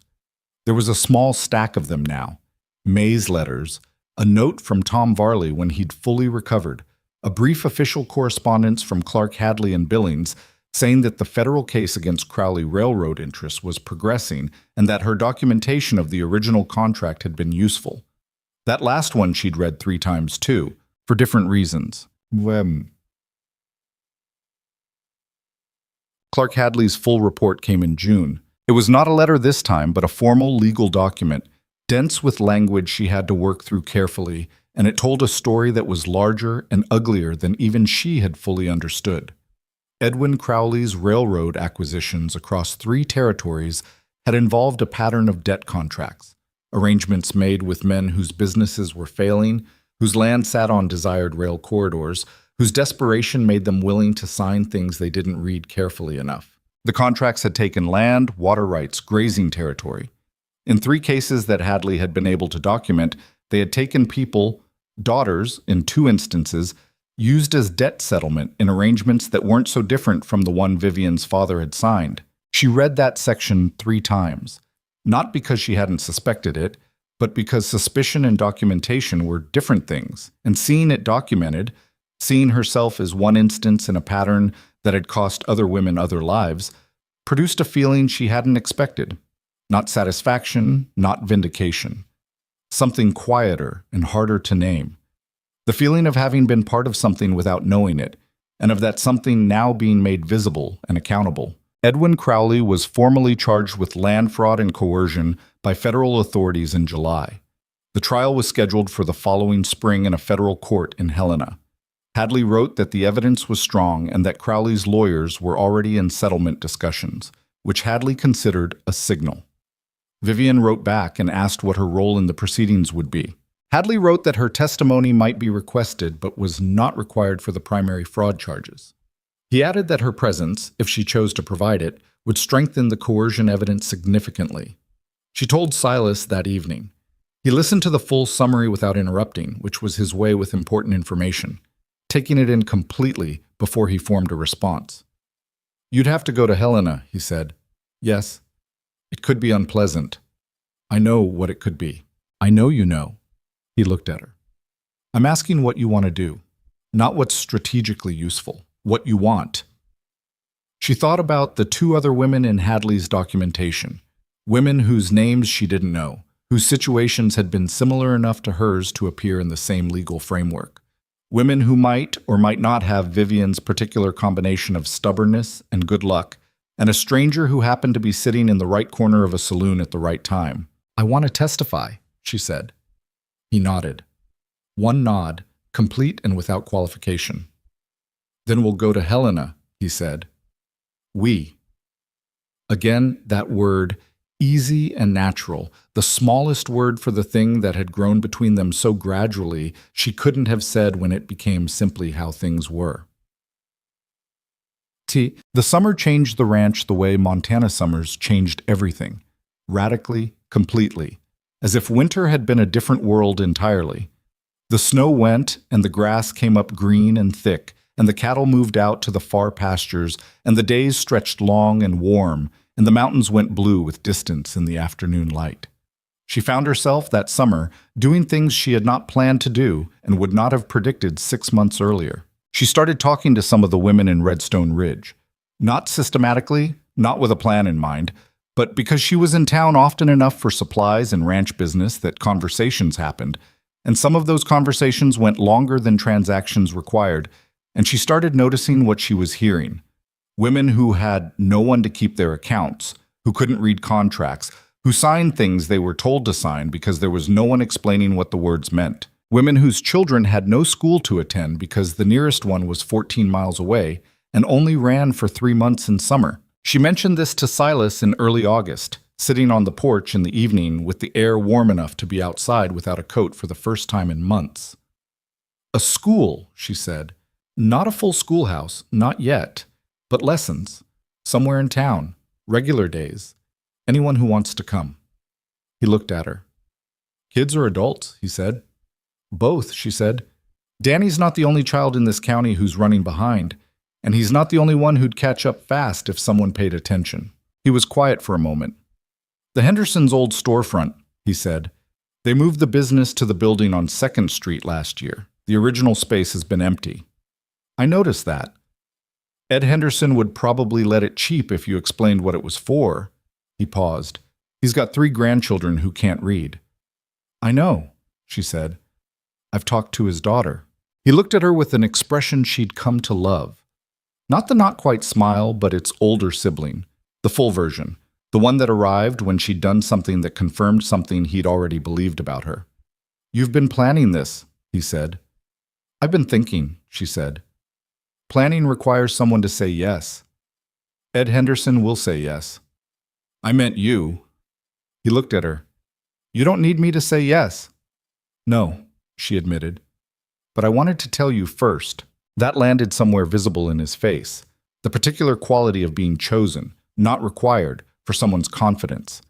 It was the thing between them that they still didn't talk about directly, and probably wouldn't for a long time, because they were both constitutionally inclined toward showing things rather than announcing them, and the showing had been going on for months and was, she thought, fairly clear by now. "Then yes," he said. "Obviously." She leaned back in her chair and looked at the evening sky above the mountains. Behind them, through the screen door, She could hear Danny doing something in the kitchen that involved more noise than any quiet activity should have produced, which was a sound she had come to find deeply comforting in ways she hadn't expected. "I want to write to May," she said. "Ask if she wants to come teach a term. She ran a lending library in Wyoming. She has experience with this." "Write to her," Silas said. "She might say no." "She might," he said. "Write anyway." May said yes. Pues. The school opened in October in the Henderson storefront, on a Tuesday morning that was cold enough for coats, but not cold enough for the heavy gear of proper Montana winter. Vivian had painted the sign herself, Redstone Ridge School, open Tuesdays and Thursdays, in letters that were neat, if not artistic, and hung it the Friday before. May arrived the Saturday before opening, on the afternoon stage from Billings, and was nothing and everything like her letters. Shorter than Vivian had imagined, with a directness of manner that bordered on blunt and a warmth underneath it that was genuine and uncalculated. She looked at Silas when Vivian introduced them with the frank assessment of someone who had read a great deal about him across many pages of correspondence. "Vivian said you were sensible," May said. "She was being charitable," Silas said. "No," May said. "She isn't, generally." She looked at Vivian. "This is a good place. Not the school, not the ranch. The place." Something in how she said it communicated that she understood the full meaning of the word, the life that had been built, the daily accumulated choices that had gone into it, the imperfect and particular thing that two people had made together from circumstances that had not, at the outset, seemed promising. "It is," Vivian said. On opening day, 11 children came. 3 adults came in the afternoon session, which Vivian had set up separately and announced quietly, not wanting anyone to feel conspicuous. 2 of the adults were women she'd been talking to since spring. The third was Pete Aldrich, who sat in the back row with his arms crossed, and the expression of a man who had decided to learn something and was not going to apologize for it. She taught that first day with May beside her and Danny in the front row. Danny, who had become, without anyone making it official, a kind of assistant, helping the younger children with the things he'd recently learned himself in the way that cemented knowledge better than almost anything else. He explained the middle step of long division to a 7-year-old girl named Clara with the patient authority of a recent expert, and Vivian watched it happen and felt something that was not pride exactly, but was close enough. Silas came by at noon to drop off a box of supplies, chalk, paper, extra candles, and stood in the doorway for a moment looking at the room. She went to him. "It's real," he said. "Did you doubt it?" "No," he said, "but there's a difference between believing something and seeing it." She looked at the room. The children bent over their work, the 2 women in the afternoon chairs near the window, Pete Aldrich's crossed arms slightly less crossed than they had been an hour ago, May moving between tables with the ease of someone who had been doing this in her head for years before she got the chance to do it in practice. "Yes," she said. "There is." She testified in Helena in March. It was not comfortable. She had known it would not be comfortable and had told herself that foreknowledge was the same as preparation, and then had discovered, as she usually did, that those were different things. The courtroom was formal and cold, and Edwin's lawyers were the kind of lawyers that money bought. Not cruel, but technically relentless. The kind that found the small imprecisions in your statements and held them up under the light until they looked larger than they were. She answered every question directly and did not soften anything that should not be softened. She described the contract in the language she'd been using for a year. 2 men, a debt, a woman treated as a transaction, and she said it in the flat, steady voice she'd been building since Pittsburgh, the one that had enough steel in it to hold its shape under pressure. Silas sat in the gallery behind the low rail, not directly behind her, several rows back off to one side, where she could see him in her peripheral vision without having to look for him. He was still in the particular way that meant he was paying full attention, and once, in a moment when the questioning was pressing hard and she felt the edges of her steadiness going soft, she looked up and found his eyes and held them for 3 seconds. 3 seconds was enough. She finished her testimony. The federal jury found Edwin Crowley guilty on 7 counts of land fraud and 2 counts of coercion by contract. The sentencing was separate, but Hadley told them afterward in the hallway that the range would be significant. Fines and penalties that would dismantle a substantial portion of the Crowley Railroad holdings and a period of confinement that would put Edwin well past 60 before he had freedom of movement again. She stood in the hallway of the federal courthouse in Helena, with the winter light coming through the tall windows, and Silas beside her and May, who had insisted on coming, slightly ahead talking to Hadley with the direct intensity of someone extracting maximum information from available time, and she tried to identify what she was feeling. Not elation. She'd imagined elation, but it didn't come, or it came and went so fast she missed it. What stayed was something quieter and more durable. The specific feeling of a thing being finished that had needed finishing, of a weight she'd been carrying for so long it had started to feel like part of her anatomy finally being set down. "All right," Silas said. "Yes," she said. And then, because she was honest and he deserved honesty, "Strange." "Strange how?" "I thought it would feel bigger," she said. "The resolution. I thought there would be a moment where everything was clearly better. But it just feels like another day," he said. "Yes. That's usually what the end of hard things feels like," he said. "The hard thing ends, and the rest of your life is still there waiting. And the rest is bigger." She looked at him. "Is that from experience?" she said. "Some," he said.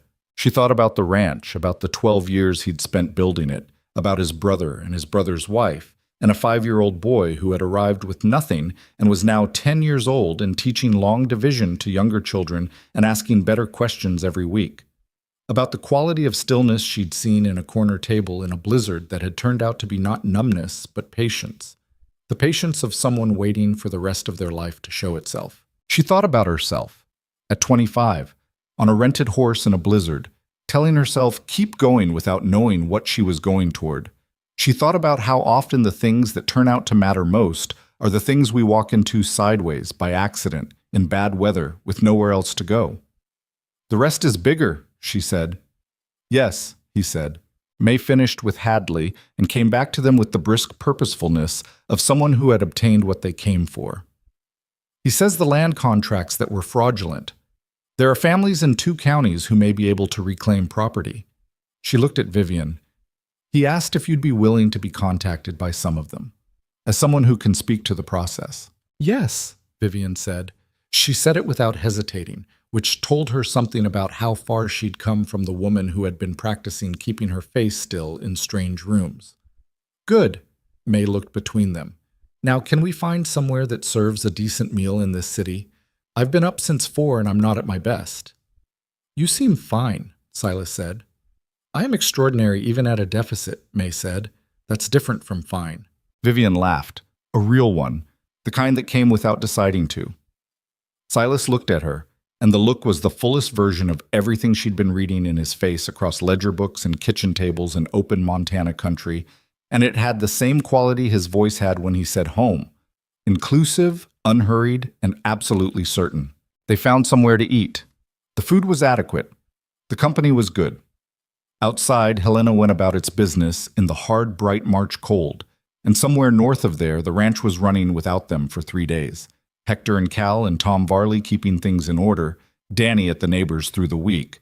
And in October, the school would start its second term with 15 children already enrolled and 2 more adults who had quietly asked about the afternoon sessions. There was work still to do. There was always work still to do, which was something she had stopped minding and had started to understand as the actual content of a life rather than the obstacle to one. The accounts needed closing at year-end. The south fence wanted replacing in spring.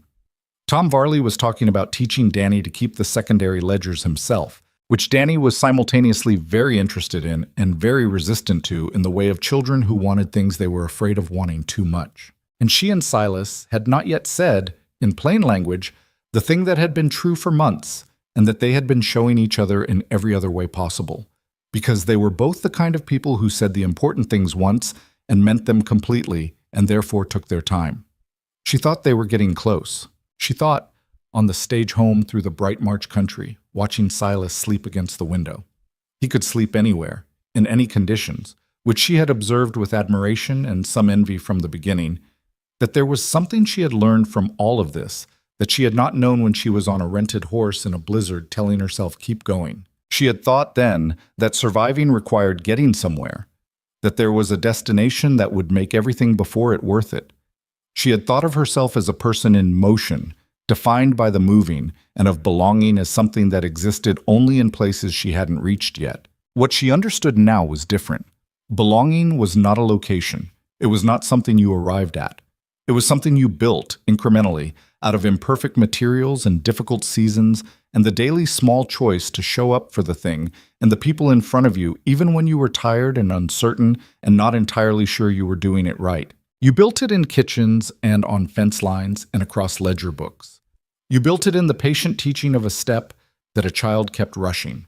You built it in the standing beside someone when the standing was the only thing being asked of you, and the only thing that mattered. You built it by not running when the hard thing came, and by understanding that not running was not the same as having no fear. She had been afraid the whole time. She was still afraid of things sometimes, in the ordinary ways that people with honest inner lives were afraid. The fear had just stopped being the loudest thing in the room. Outside the stage window, Montana was the color of late winter turning. The last gray-white of old snow in the hollows. The first pale showing of grass on the south-facing hills. The sky a cold, clean blue above the mountains that went on longer than any sky had a right to go. She had come here by accident, in a storm, running toward something she couldn't name. She had found instead what she hadn't known she was looking for. That was not a tidy lesson. It was not the kind of thing that fit on a page in clean language. It was messier and more specific than that. It was the smell of a particular kitchen in the morning, and a boy who ate 4 bowls of soup, and a man who said "we" the way other people breathed without thinking about it, because it had become natural. It was a life. Imperfect, unfinished, still requiring daily work. It was, she thought, exactly enough.